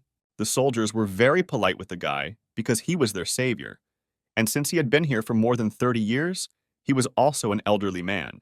But the main character suggested taking into account only the earthly age of 28 years. Skylar knew that humans were trying to put on a better show of relationships in front of stronger hunters, but he was just curious why they were only picking on Odaigon. The guy asked, even though he was a powerful magician, why they didn't approach him. But the commanders had mixed reactions and said that the reason was that he was a martial arts master. Even among the martial artists, there was an A-rank hunter. The guy did not understand why they were treated so badly, because every martial artist was incredibly strong. When the men found out that Skylar was talking about Master Lee, they grabbed their heads, and the guy did not understand why they were reacting like that and what was wrong with his master. In 2009, just when the guy fell into the abyss, there were the same hunters who chose the path of martial arts, although it was believed that martial arts were inferior to magic, and most of these hunters went to China, the place of their greatest concentration. Although the martial artists were weaker, with the involvement of a large number of disciples, the revival of the martial arts era was possible, and there was also a living legend who had reached A rank, which meant that martial arts had a bright future. At least that's what they thought. The shocking news came out that Master Lee was involved in a rank manipulation scandal. In 2011, similar scandals were revealed in various countries. Hunters bribed judges and changed ranks. C ranks became B ranks, B ranks became A ranks, and built incredible heroes. Master Lee was also considered an A rank hero of China, but he was actually a B rank hero and a fake. The guy couldn't believe these words because he even bought his photos and posters. How could he be a fake? The commander added that after this scandal, the reputation of martial artists suffered greatly, and many abandoned martial arts with the thought that it was impossible to achieve a high rank in this way. Today, no one uses martial arts because after the incident, this tradition disappeared, and there are no more students in schools where martial arts are taught. Skylar couldn't quite believe that his master had lied about this, and he began to calm down, because he needed to calm his ki energy, because sadness could cause muscle atrophy. Then the guy asked another question, whether everything was okay on Earth, but he was not quite understood. And he added that there was not an invasion of various constellations on the Earth. Then they asked him how he knew about this, because he was talking about the incident in 2011, when there was a disaster. But he was already in the abyss. The main character was upset, because while he was disappearing into the abyss, the goddess's prophecy came true and he was late. In the fall of 2011, when the case of rank manipulation was uncovered. That day, everything was not as usual, and a bright flash similar to the sun was approaching the Earth. It was a portal that was different from the normal portals in the dungeon, and the monsters were intelligent. It was an army with a purpose, an army that followed orders and acted according to a strategy to take over the land and lay the souls of Earthlings at the feet of their constellation. The guy started shaking the man hard and demanded that he tell him what happened on Earth next, whether the Earth had been seized by evil constellations, and he was late. But the man asked the main character to calm down, because where would they be if this happened, and he replied that they fought back. The man said that there were a large number of victims, but they were able to stop them. All the countries of the Earth mobilized some of the best hunters who stopped the invasion. These words made the guy start to choke because then he didn't need to do anything else, and why was he wandering through this abyss? After Skylar went into the abyss, 2 years passed, and evil constellations invaded the Earth. And yet the hunters of the land fully mobilized to fight back and succeeded. The protagonist did not know what to do next. Was the goddess's prophecy wrong, or did she just miscalculate? It was all rather strange, because it wasn't just a small skirmish, but a full-fledged invasion of the constellations. And even if the mortals had sent all their forces, was it really possible to stop them at all? The girl added that it was not just a matter of different levels of power, but that the constellation and mortals were completely different, and even if there were many hunters, they were just like small insects to them. Skylar clarified that they stopped the invasion, but how, and the hunters said that it was more like a truce. They were not sure that they needed to expand the territory they occupied, and the people would suffer too many losses if they tried to regain the lost territories. And they were worried whether the truce would last, but it still continues, and probably because of the constellations that promise to protect the Earth. The girl immediately understood that if there were constellations here initially, then this makes sense, because even if the Earth is captured by new constellations, they can transfer the power of the Avatar and make them fight. She added that unlike Skylar, the constellations rarely fight, but against him, they will have to go out and fight personally. Then the boy understood why the truce was still going on, because the invasion of the constellations changed the hierarchy. This is what caused the connection of the Abyss with the Earth, and in order to avoid a full-scale war, a compromise was reached to restore the balance of power. The truce was possible because they either didn't want to fight or didn't want to lose their own avatars. Otherwise, he had no business here. The guy added that in order to stop the invasion of evil constellations, he went into the abyss but returned too late. But the kitten replied that this was not true at all. Although they are a couple of decades late, the situation is not yet over. The truce cannot last forever, for there are so many other constellations in the abyss that may still decide to invade the Earth. The kitten immediately warned the boy to be extremely careful with any new constellations, as they were unlikely to honor the truce agreement. This meant that if the situation worsened, the Earth would turn into a battlefield where the constellations would fight for dominance over the Earth. At this time, Odaigon was praised for his magnificent shots and admired for his wonderful magic. One of the soldiers praised the guy, saying that he had never seen anyone use first circle magic so well. This really irritated the guy because all he heard was people admiring and praising Odaigon's magic. The soldiers were expecting that if they returned to Earth, it would be simply amazing, because he was at the level of B rank or even A rank. They discussed the guy and realized that he had lost his memory, and the soldiers were going to convince him to leave this Skylar and join them. They had one goal, to take the place of the main character, and then they would no longer have to obey the commander-in-chief of their squad. Skylar looked at Odaigon and didn't understand if everything was okay with him because he looked like he was eager for a fight. But he was even more frightened by the commander-in-chief of the detachment because he also looked as if he wanted to fight with someone. Then the main character asked directly if he wanted to fight these guys, but he waved his hands sharply and said that it was all wrong. Skylar didn't mind at all if he fought them because he was in such shock, and even if fighting each other in a dungeon for hunters was a crime. The boy began to fear that perhaps his thinking had become abnormal after being in the abyss for too long. But his friends warned him to be careful, because on Earth it was not enough to simply hide the power of existence. They added that a great battle between the constellations could break out on Earth, and if the protagonist did not properly hide his identity as a training master, it could provoke a conflict. But the guy swore that he would be careful. Then he asked one of the commanders what was happening to the people who had returned from the abyss. The man said that they were undergoing a medical examination where they were asked about their experience, and one day one guy told about a giant-sized cat with a giant smile. The man also added that after the invasion of evil constellations, most countries banned becoming avatars of evil constellations. The guy was surprised by this and replied that after the war people became very strict, and this was true. The fighter said that in any case, the procedure is not that complicated, and asked what country Skylar is from. He replied that she is from Korea, and then they will offer him new citizenship. He also added that most likely everything will be fine for the guy who lost all his memories. The protagonist turned to Odaigon and said that he had received enough information about the situation on Earth, and now he was also interested in what the skill level of the hunters was and whether there was a way to find out. Kitty suggested that there was a spell called Level Assessment that showed the level and characteristics. This would be enough, and suggested using it on them. The kitten asked why he asked Odaigon to do this, but the boy replied that he couldn't use magic. But that wasn't the reason.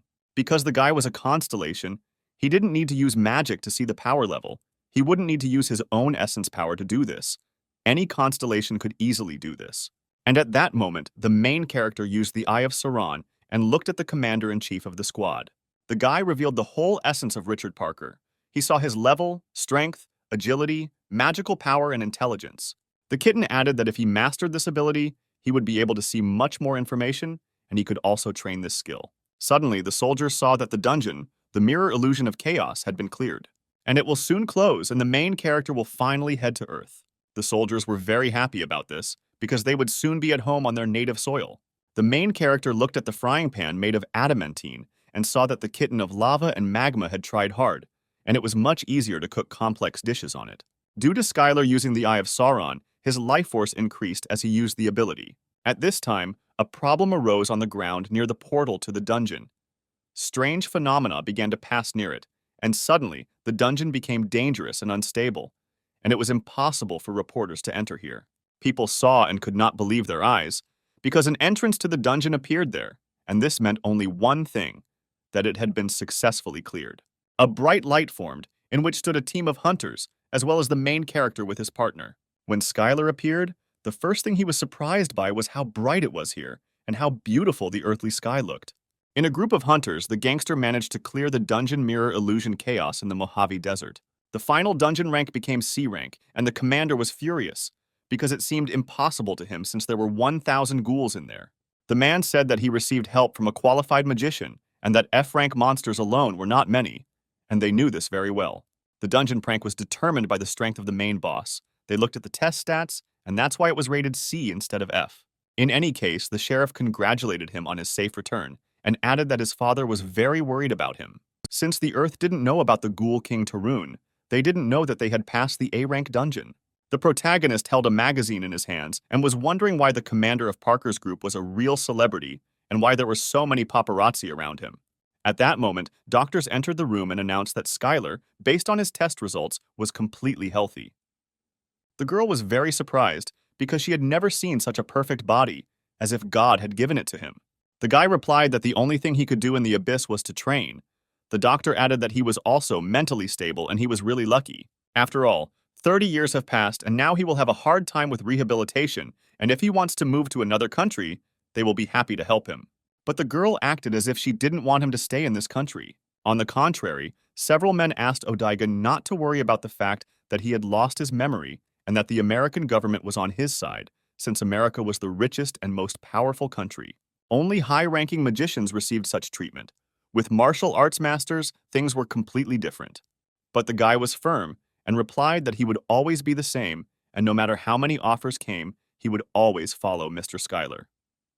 People tried to find out what happened to this guy in the abyss, that he was so devoted to the main character, but the guy did not reveal all the secrets and answered that he met him when Odaigon had already lost all his memories. Then people started to speculate that it might be because he was the first person Odaigon met after losing his memories. They also approached Schuyler and asked him if he ever seriously considered moving to another country that they would help him with anything he needed. But he replied that there was no better country for a hunter than America. At this time, a group of people were quietly talking to each other using a simple telepathic artifact. Odaigon suggested that he could easily get inside using magic and tell them what they were talking about. The guy agreed to this proposal and immediately heard them say that he would stay here even when he received a green card. That now he was saying no, but he would soon understand that America really was better, and they were still worried about it. There was also talk about a magician named Odaigon. They were sure that other countries would try to find out everything about him, and for this, they would place spies near him so that others could not get close to him. As soon as the guy heard that they would be spying on them, he asked Schuyler if he could get rid of all the spies right now. But the main character asked him about the unheard situation, because he should understand what is happening here. There were several other procedures that a returnee had to go through to get a Green Hunter's card, and one of them was a test. The protagonist was asked to take part in one survey for 30 minutes and was warned to be careful that the electrodes did not fall while they were conducting the examination. When the guy started the test, he read the first question, which asked if he had ever made a contract with the constellation warrior of madness and blood.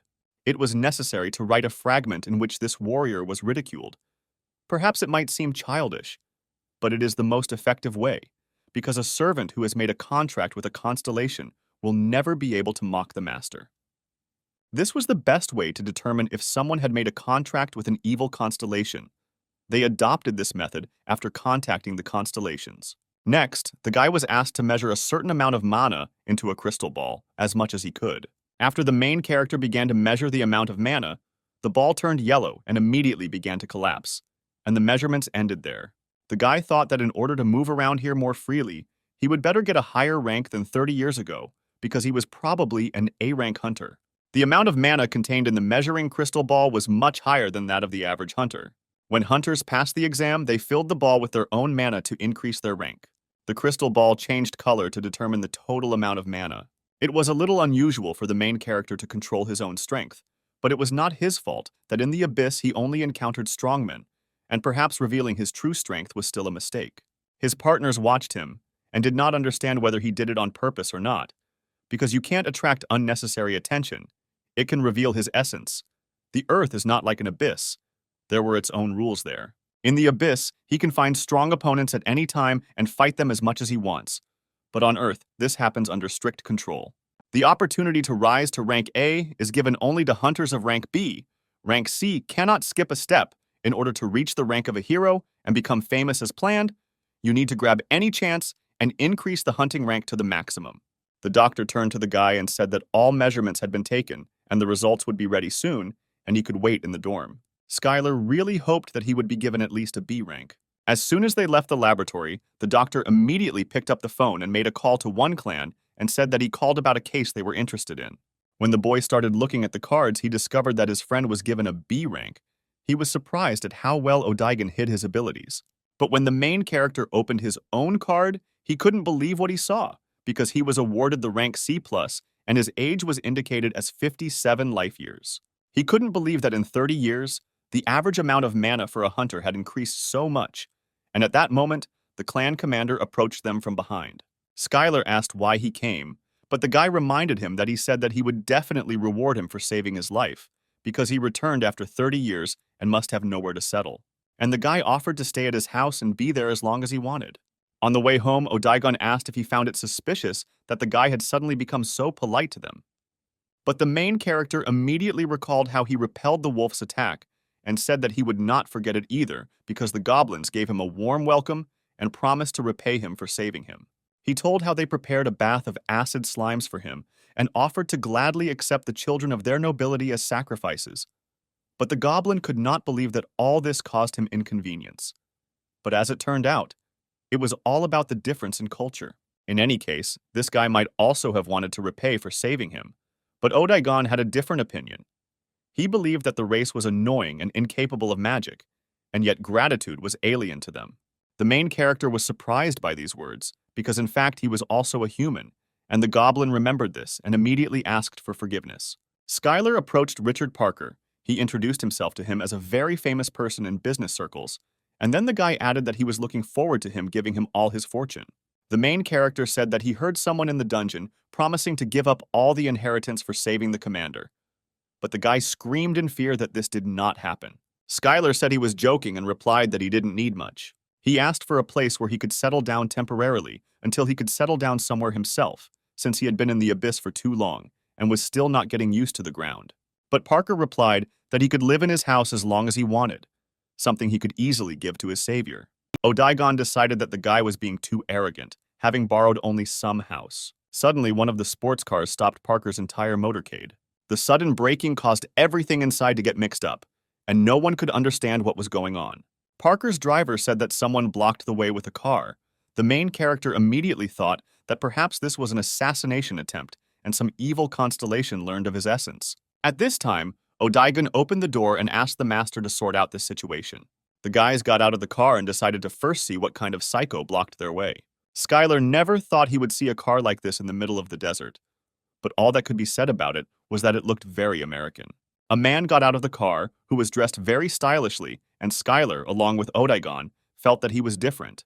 He was still mortal, but he could not be put on the same level with people. The man was very strong.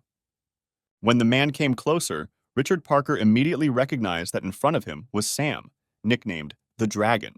Richard introduced himself to him, and Sam immediately recognized him as the youngest son of the Parker family.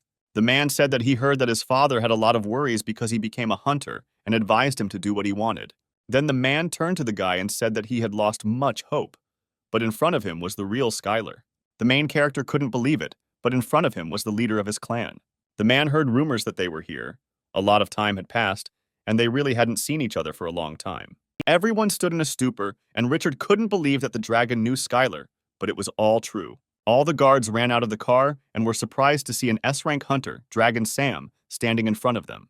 They were talking about how they had heard that he had gotten married again last month, and it was his 19th wedding, and it was all too confusing. After all, was it really this man who stood before him, when in the distant past, he suggested that he take his time, since their strength was not up to a B-rank dungeon, and now he is the leader of the most famous clan.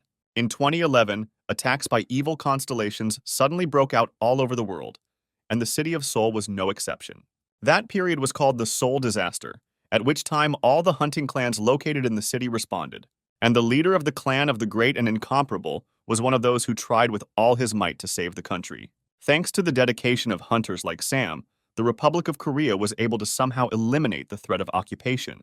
They did everything they could, protected everything they could protect, and were true heroes. All those fighting the threat were called heroes, and, as expected, they received nothing more than the title of hero.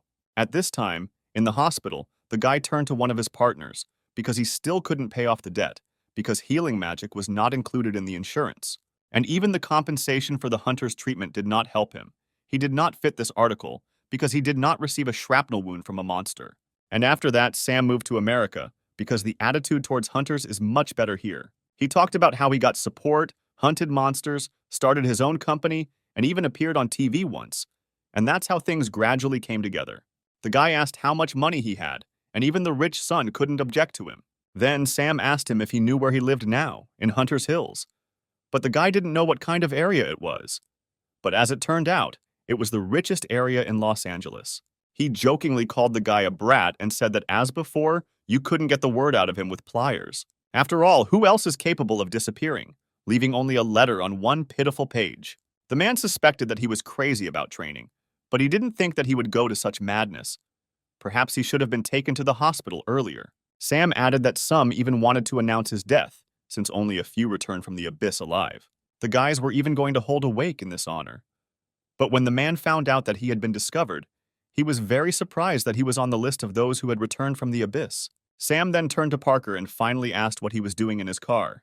The boy was frightened and said that he had saved his life, and as a sign of payment, he was with him.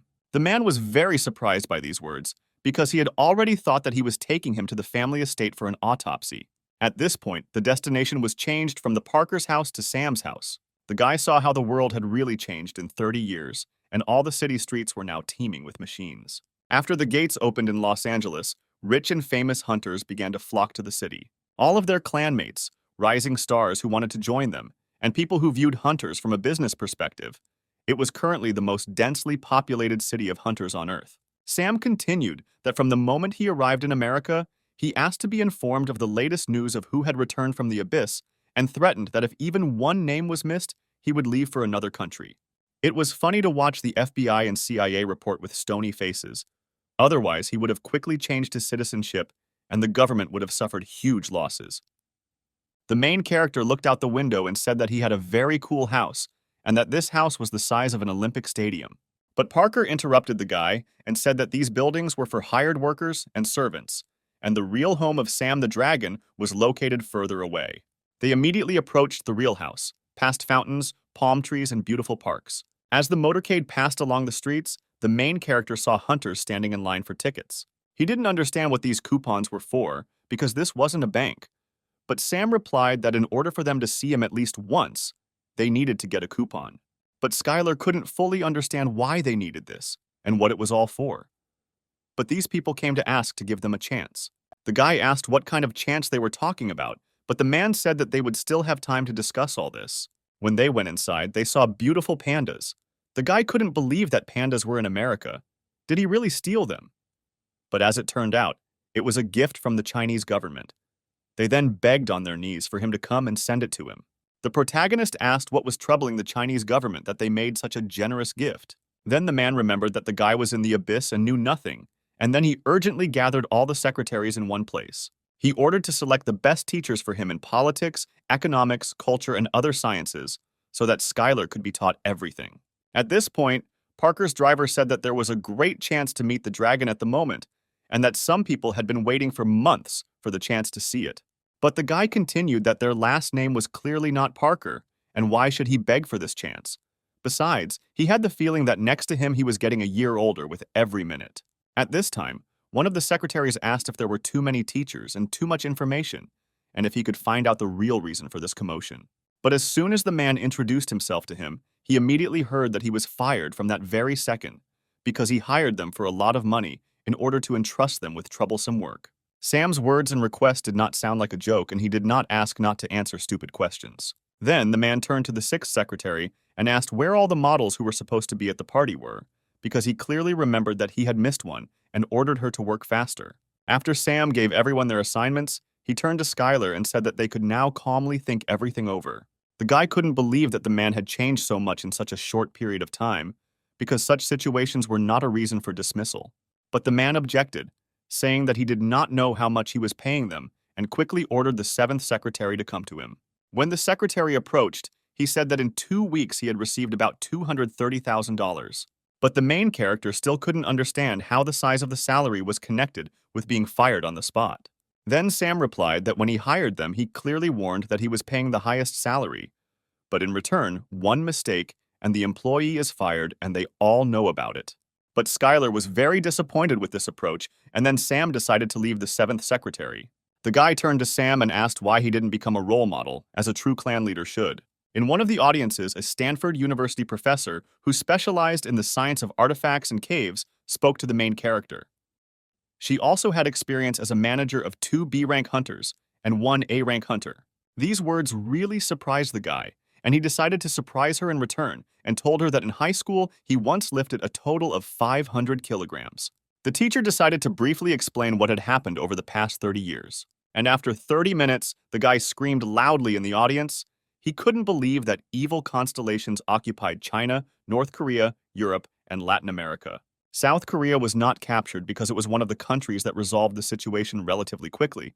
But after that, many Korean hunters went abroad, because America seemed especially profitable to many. Also, clan leader Sam also moved here at that time. His leader was so kind.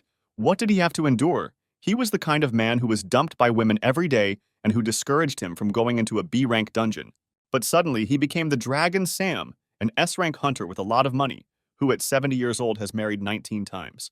The Lava and Magma Kitten said that everything worked out great and that this hunter could be a great avatar. Could this person really not be trusted?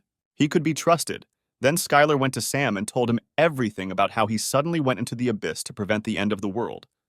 And while he was trampling there for a couple of decades, he suddenly became a constellation, and whether he wanted to come under his wing and become an avatar. The man was very surprised by the guy's words, and he replied that they don't dabble in drugs. The kitten of Lava and Magma said that there was no need to do that, and that he could and would understand everything if everything was explained to him in detail. But something still bothered the guy. The leader had not given up for 30 years. Trying to find him, the guy thought that he was the one who could be trusted, because there was training equipment here like a gym in the backyard, and the guy did not want to just drag him into the affairs of the constellations.